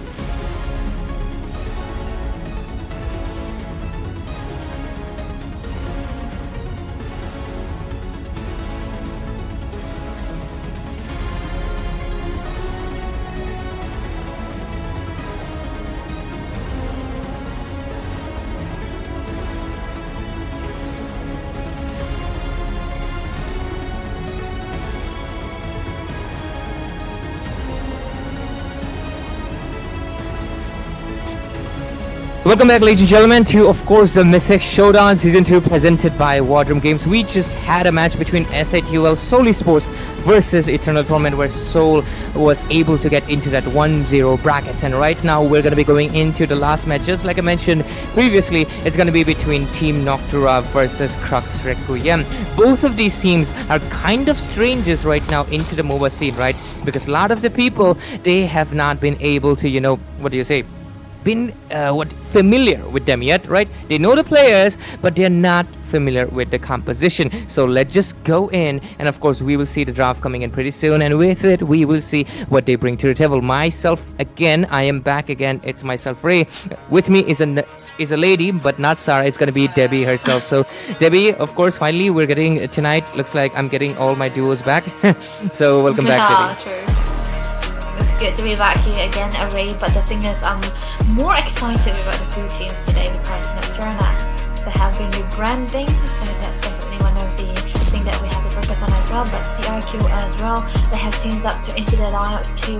And I think they are also the one with the most substitutes. So I think we'll be seeing not their main lineup into the goal. So I'm pretty excited. But to be honest, they are the two teams that I actually looked forward to seeing, because this will be the first time that we'll be witnessing in Mythic Showdown with their new line. And of course, I feel like the IZNs will be similar, the players will be similar too, but we'll never know how we'll be getting them. So we'll see. The draft is definitely one thing that I'm looking forward to as an analyst.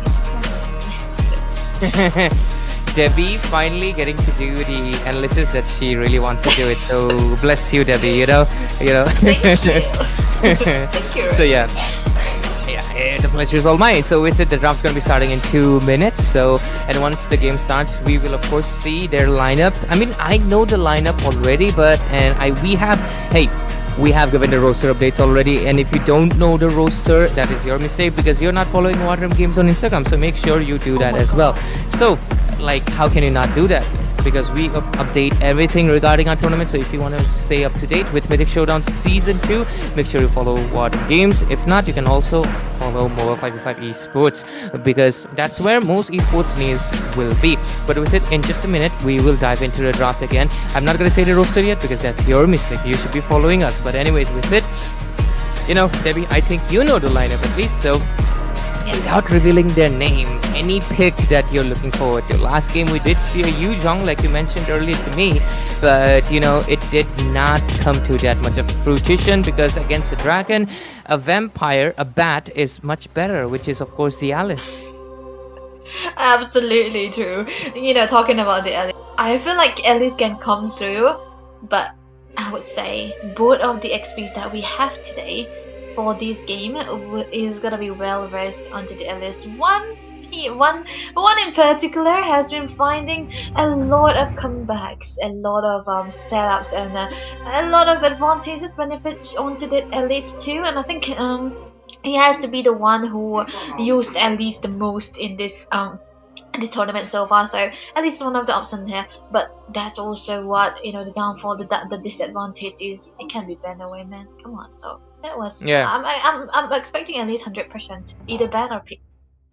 Yeah, I mean, that's the thing about the Alice, right? She can get banned out, but there's sometimes when I do see some people do not like to prioritize the Alice because I'm not sure. They like to go for something else entirely. So let's just wait, I'm really looking forward to if one of these teams will prioritize or at least ban it out. But at the same time, getting into the bans, we just saw how wrecking and how disgustingly overpowering flicker tectonic charge can be from a Grok, especially considering after the revamp he can knock up to 5 people due to how huge the area of effect it is. So I think that is something they do have to consider. But with it, the draft is going to be starting in right now, and there we go. Draft pick is going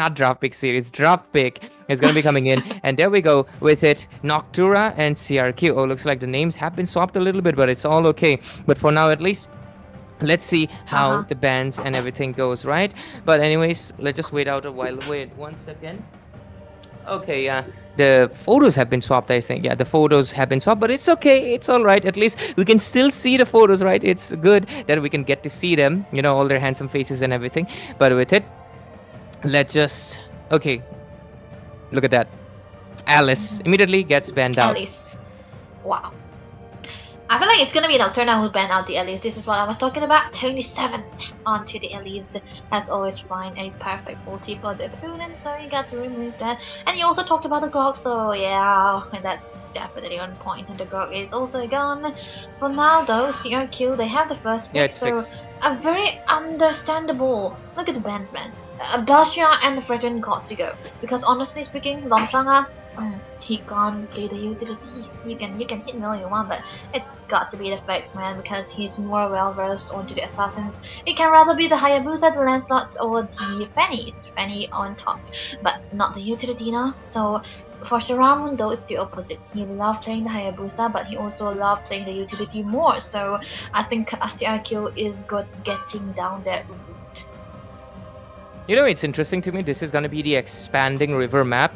And it's okay. Immediately, Lomsanga is going to be picking up that Lancelot for himself. Well, to be fair, if your name starts with an L and you're not picking the L hero, not in the sense that it's an L, it's a W You're hero. gonna be an But, L, you're gonna... you know, yeah. Don't, yeah.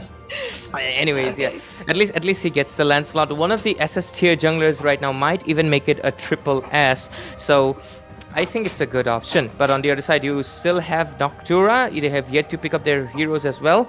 Just like I mentioned, CRQ going for a lot of beefy options leaves out the assassins. The Hayabusa are still left into the table, and so is who else?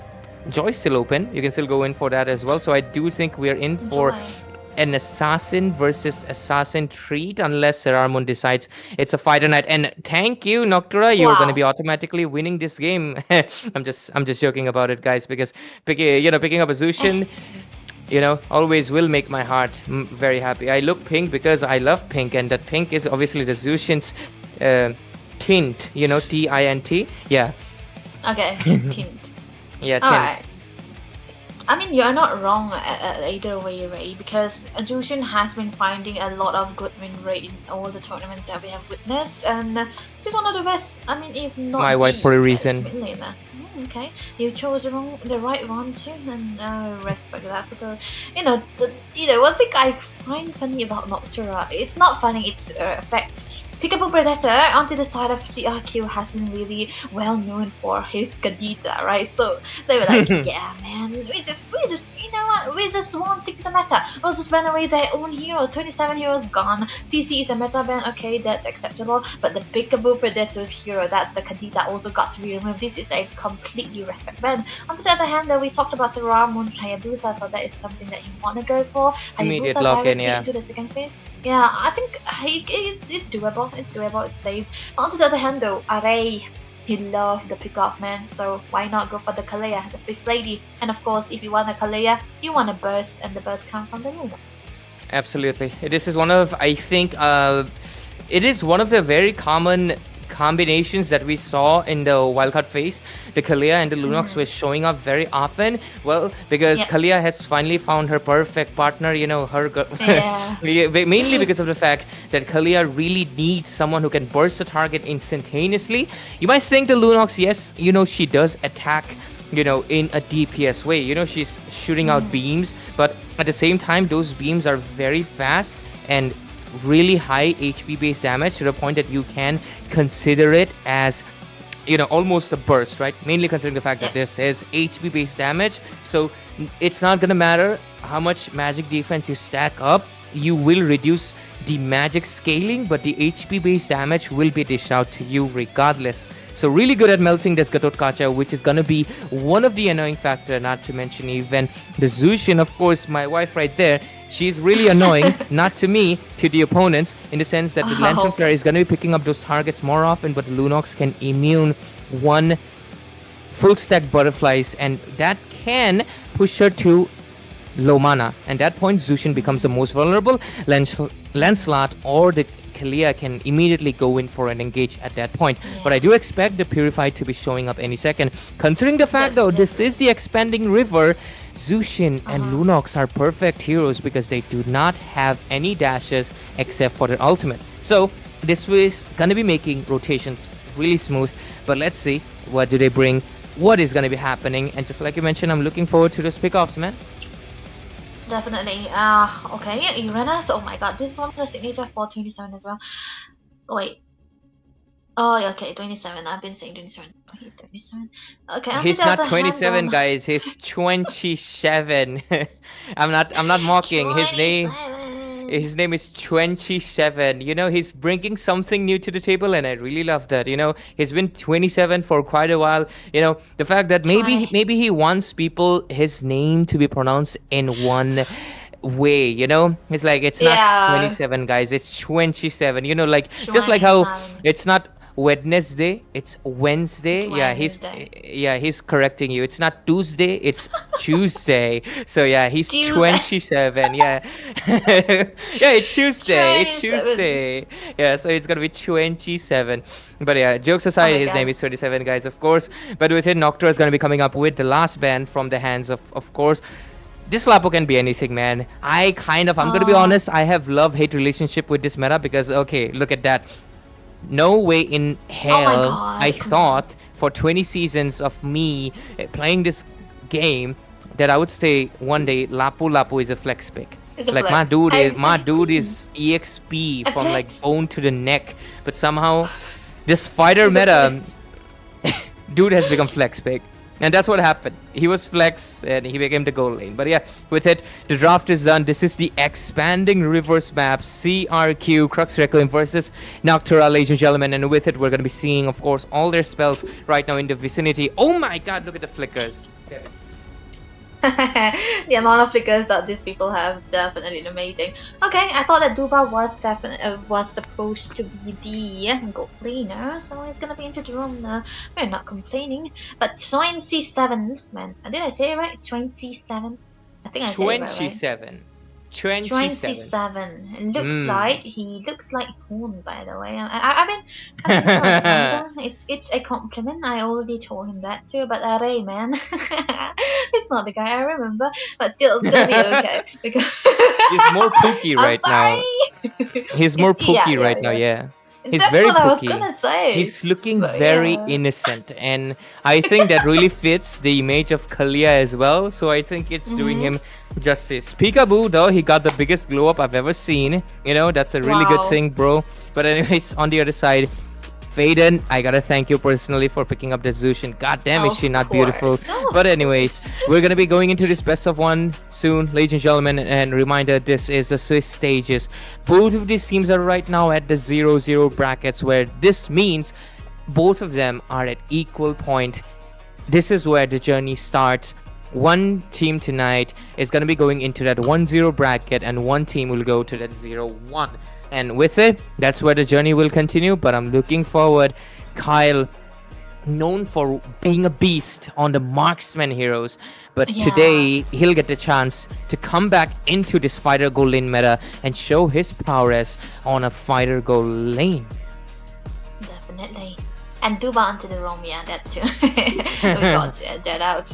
But you know, the thing is, I feel like Haruka is more versed onto the Lapu Lapu rather than the Phobias. So I was thinking it was gonna be the Phobias into his hand. No, it's gonna be the Lapu Lapu into his hands. But nevertheless, like you mentioned, this is a meta. You know, there's a lot of versatility for the players as well. Let's head into the lineup. Don't, ladies and gentlemen, this is the best of one series, Swiss State, the last match for today. CRQ going against Noctura.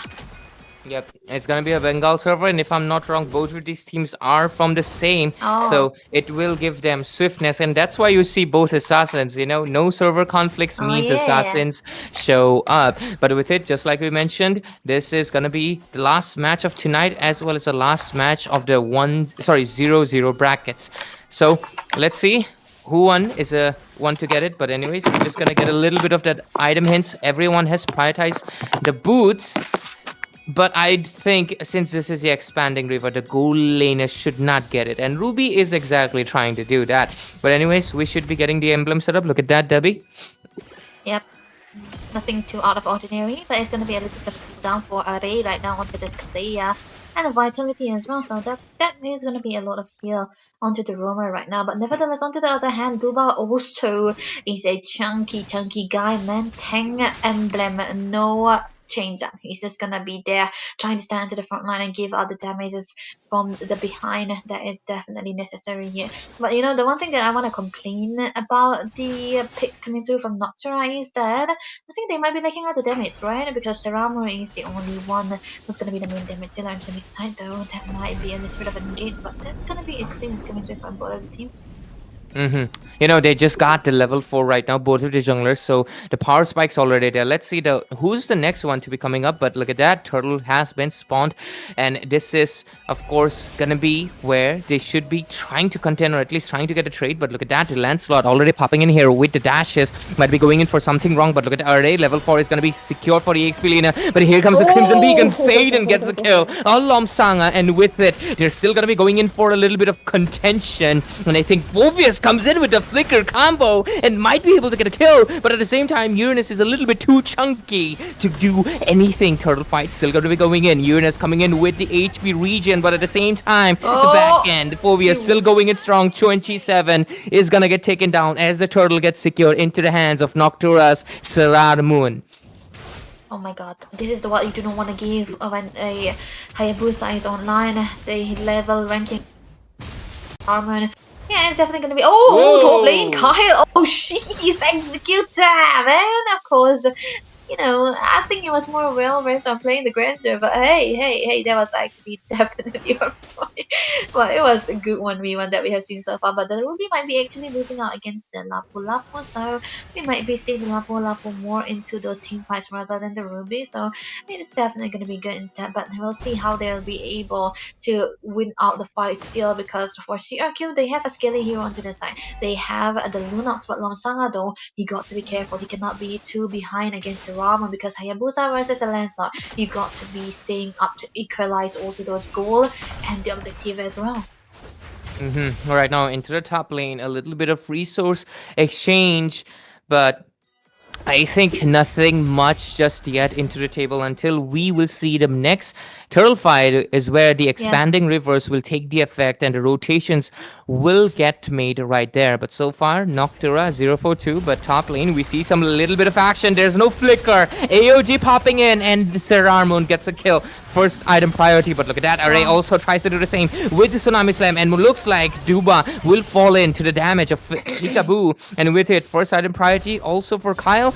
I think Noctura right now tries to get the lead quite much, but at the same time, side of CRQ's catching up, Executor will get that War X too.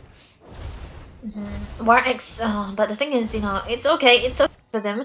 But for Noctura, still everything is again Kyle popping out those various fighters. The saddle also not landing onto anyone just yet, but questionable Executor. Okay, I think that was kind of a misstep. But anyways, we will see. The Turtle most likely going to go uncontested on this one. 27 is trying to go for something, but it's not going to be enough. Array goes in with the knockup as well, but the Crimson Beacon going to be popping up. A lot of action into the mid phase, and Array will get taken down. AOG coming in as well, and looks like the damage will be a little bit too much for the Lancelot to be taken, but he does immune it out, but it's not going to be enough. But look at the damage. Here comes Wong. Kyle takes a kill, double kill. Secured. Lomsanga will fall down. But still, they're gonna be going in. Is it? No, Uranus will dodge that bonk. Last one, and with it, they go back 1-6 score. This is so value for Serrar Moon, man. I don't even because Serrar Moon is the star here, because he got the items first by 1k gold lead onto his hands against the jungler. Assassin versus assassin, you might want to go for those items very early on, but maybe bot lane might be something here, but 27 will not be dying with a beautiful wins. But you know what? Yeah, this is definitely a good early game for Serrar Moon already. Noctura, they are doing really a good job in trying to set up for the start. Taunt coming through. Okay, that kill gonna go into the hands of Serrar Moon. Wow. Gets that mega kill 4-0, and with it, 1-7 still remaining. Really strong dominance on top of CRQ, but let's see what happens. Last turtle is gonna be coming for side and priority. Oh, gets it, but look at this Lomsanga. Better watch out your positioning, and he's gonna be okay for at least for now. But anyways, okay. I think they're still trying to go for a little bit of brawl, but shout out to Adeline for mentioning Zushin. So yeah, anyways. Intuition is always going to be mentioned, man. But to be honest, I feel like Lomsanga can really catch up to this because the fact that he's been taken down twice in a row and the turtle is twice. Oh, totally Kyle taken down with 3-man onslaught, but it's going to be traded onto the bottom lane tower. So that's exactly what Noctura is going for. But back to the point though, Lomsanga still can go for the farm because I thought that he might be very behind in comparison to Saraman, but it's still doable for him. So that is a very good news. But the top lane though, Executor might be trying to focus onto the tower here again, trying to trade it out with the turtle though. But 27, yeah, still out into the vicinity, trying to give out a little bit of a reason. But it's gonna be a trade all over the place this way, and I think this is definitely worth it. Yep. So far, they get the third turtle as well. And right now, they're quite a bit off ahead. But look at into the top lane. Lunok just dodged it out with brilliance. And Kyle will get punished for it. But at the same time, AOG comes in at the moment you need it. And shutdown secured for Duba. And right now, Ruby's trying to fight for the life. But Executor will get executed right now.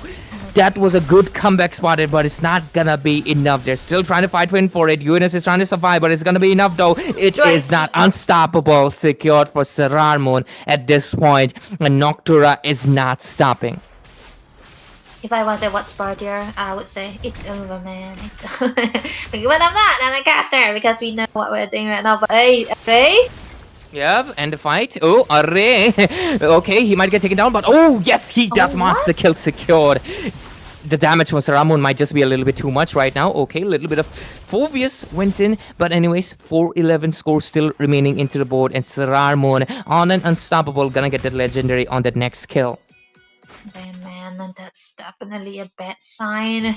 Everything of a goal lead is definitely into the of all of those Noctura right now. Every lane is getting all the goals that they require right there.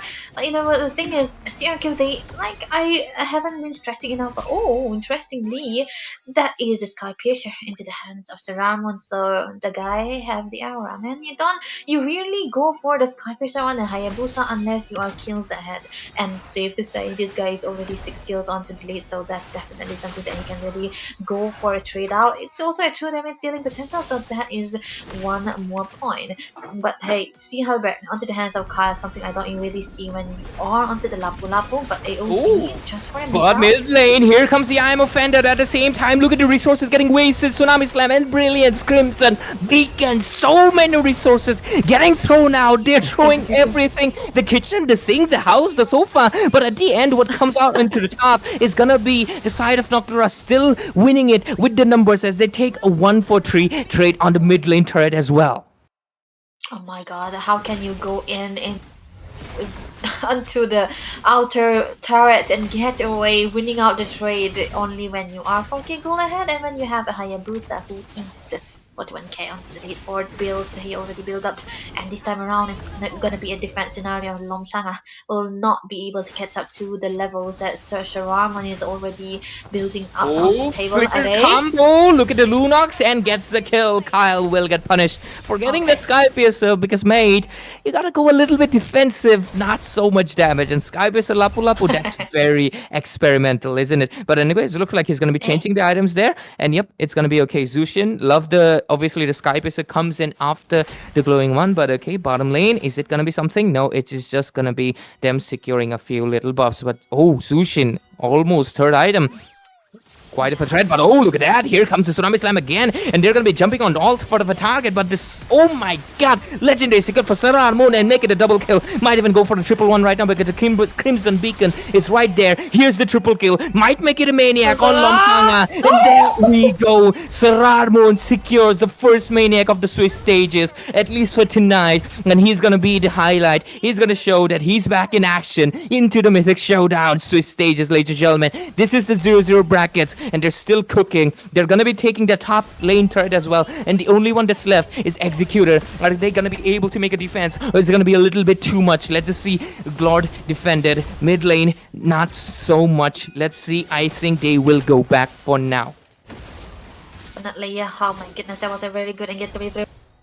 Every engage that they are going for, every shadow has been landing. Even onto Array, it's a sure kill for Saramon. That is how bad the guy is. You cannot get that guy reach onto the goal and onto the items as well. So now this is putting CRQ in a very, very outward position. They cannot go out. They cannot get the farm onto Peekaboo. They cannot get a farm onto Executor as well. Even Lomsanga is actually so behind. He cannot do anything that the Lancelot does. And, honestly, the Lancelot kind of need out the items so that you'll be able to dish out the damage and have the tankiness as well. And this time around, no items, no goal onto his hands. That's definitely going to be hurting into the later part of the game as well. But the good thing is they lost just one inhibitor, so they can trade it out with a little bit of a goal onto the hands of Peekaboo still. Play for Peekaboo only him, and try to go for the setup. Even Executor under the Ruby might be the pillar here for the team fight, so he will be able to get out Ramon if push come to shove. That is the only way they will be able to come back, but it's still very, very rare.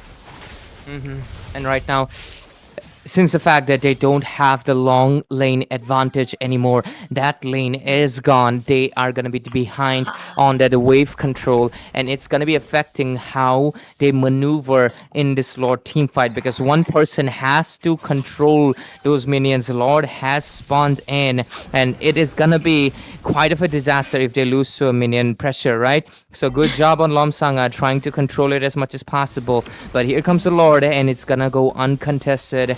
100% Divine Glaive secured on Zushin. Wow. It's spelling disaster, at least by the mid lane. But yep, there goes the Lord. 6-18 score. Look at the goal advantage, Debbie. It is close to a 10,000. Lancelot trying to do something, but I think that's a kill. Shut down for Lomsanga, but at the price of Peekaboo as well. And right now, Serarmoon gets the kill, just takes away, because right now he doesn't need to extend. All they gotta do is destroy that Nexus. So Raman looks like he's playing rank, man. Bit with the Sky Piercer and the 12 kills that he have accumulated. That's definitely a bit Hayabusa we're talking about. Look at Okay, mid lane, the fight's gonna be on. Look at the array, gets the Tsunami Slam, but at the same time, Phobius gonna be going in. The execution is gonna be there, but it's not gonna be enough. Legendary secure for Serarmoon, and with it, they're still gonna be alive and well done, because look at Kyle, he will regenerate from the minions. The Lord's still full HP. It's knocking on the doorstep. Is it gonna be enough? The lane sync is coming there, but Lancelot is not gonna be go to and take the kill, and with it, they're gonna be putting into pressure. Bot lane is gonna be exposed, and so be the mid lane. All of the inhibitors are down. Look at that, and they're falling in left and right. Legendary secret for Serarmoon. Lunox trying to do something, but it's not going to be. Oh, it is. Kyle gets taken down, but is it the opportunity? Because look at the Lord. It is already locked into the base, and with it, they will get this win as Noctura moves into the 1-0 brackets in the Swiss stages. that was a short game. So Raman, man, I think he got the MVP. Mr. Dude onto the Hayabusa, able to perform so well. The early game was that they wanted. That's why you usually don't give at the first kill. Even the lethal is gonna be so well worth for him. And of course, unfortunate for Are though, he was able to pick out the assassins, with the Kalea, but you cannot really do that when you don't have the damage for up. But they were able to find trades cost for a here and there. But Kyle is not the problem at that point. It's the Lapu Lapu. It's the Hayabusa who was the problem. Here, this dude right here, player of the match. Of course. Serarmoon with a 14-0-7 score. Come on. 0 deaths. 0. Absolutely 0 deaths. 73,000 damage. Kill participation 95%. This dude is basically the whole game. He's the whole game, bro. He's doing everything at that point.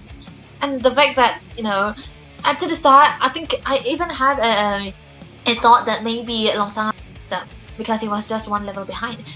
But that cannot happen if you have all the kills onto his hands. But look at the fighters into the gold lane. I think it's still a very, very greedy build for both of them. But still works well. If it works, it works. So Is it identical? It's the same identical, build. man. Yeah, it's the same build but different heroes. Onto the other hand though, yeah, the young dudes here. I don't think Lomsang even had the damage, right? Did he? I don't think he did. It is decent when you have, the puncture as well as, your passive, but I think it's not enough there. Peekaboo was trying to scale up, but compared to Faden, who's basically full build, only left to basically fully cook the, Clock of Destiny. I mean, to be fair, that gem is enough for you almost. Enough, yeah. So yeah, I think they were quite ahead over here. Level 13 Garut Kacha compared to Array's level 11. You can see the difference not in the KDA but in the experience and the damage taken and the team fight participation. You can clearly, get to the real main point. But anyways, I think this is interesting. 27, right? Meeting Haruka again. A head-to-head comparison. A head-to-head. And this time around, Haruka is the winner. So definitely a good. What the hell am I seeing? A Reed Sky plus the carry. It's not the gold lane, of course. The fight and the gold lane. I was actually complaining about the the fact that Noctura was lacking out the damages, but of course, if the Hayabusa is already this red 940 gold per minute, that's definitely gonna be a good Hayabusa, right? They could play for the Hayabusa, and they already played for the Hayabusa. Faden, it wasn't affected at that point. It was just the utility into the mid side. Man, I love the Assassin Snowball sometimes. Lancelot versus the Hayabusa, I think it's kind of a 50-50, but it also depends on how the team works, because Assassin mainly depends on the team, and I think Noctura had the start of the game much better than CRQ, and that has to be the reason, right? Yep, absolutely right, Debbie. Because thank you for breaking it down again. My best analyst partner. Because you're the analyst, Sarah is the PvP. Okay, so I get it right. Anyways, yeah. Anyways, with it, ladies and gentlemen, I do want to announce something. Of course, tonight there's no giveaways, so make sure you stay tuned for tomorrow. But what we do have is we are gonna be doing a live draw on our Discord server, War Drum Games. The link is on I think the moderators will pin it down. And if you don't know, you can always follow our Instagram. The link is there as well on our website, on our WhatsApp channels, any social media, or you can just ask any of the moderators to DM you. But anyways, make sure you join the War Drum Esports Discord server. We will do the live draw of the next phase, which is going to be the 1-0 and 0-1 teams. Which one is facing against who? It's going to be randomly done on a live spin wheel. So make sure you join that, and we'll do it on the War is Calling channel, which is basically, it's a stage. It's being hosted on a stage. So just join. You'll see a bunch of people, and you just join that one, right? So make sure you join it if you're excited to see who's facing who. There's a chance SATUL will meet someone. There's a high chance SATUL can meet Rntx as well, because both of them are on the 1-0 bracket. So, or they can also meet Noctura. They can meet all the other teams that are in the 1-0. So if you're excited for that, make sure you join our War Drums Discord server. And with it, ladies and gentlemen, good night, take care. We'll see you at the live draws if you join, and if not, we'll see you on the next matches of the Swiss stage at the 1-0 and 0-1 brackets. Good night, take care, and be back on the Mythic Showdown Season 2.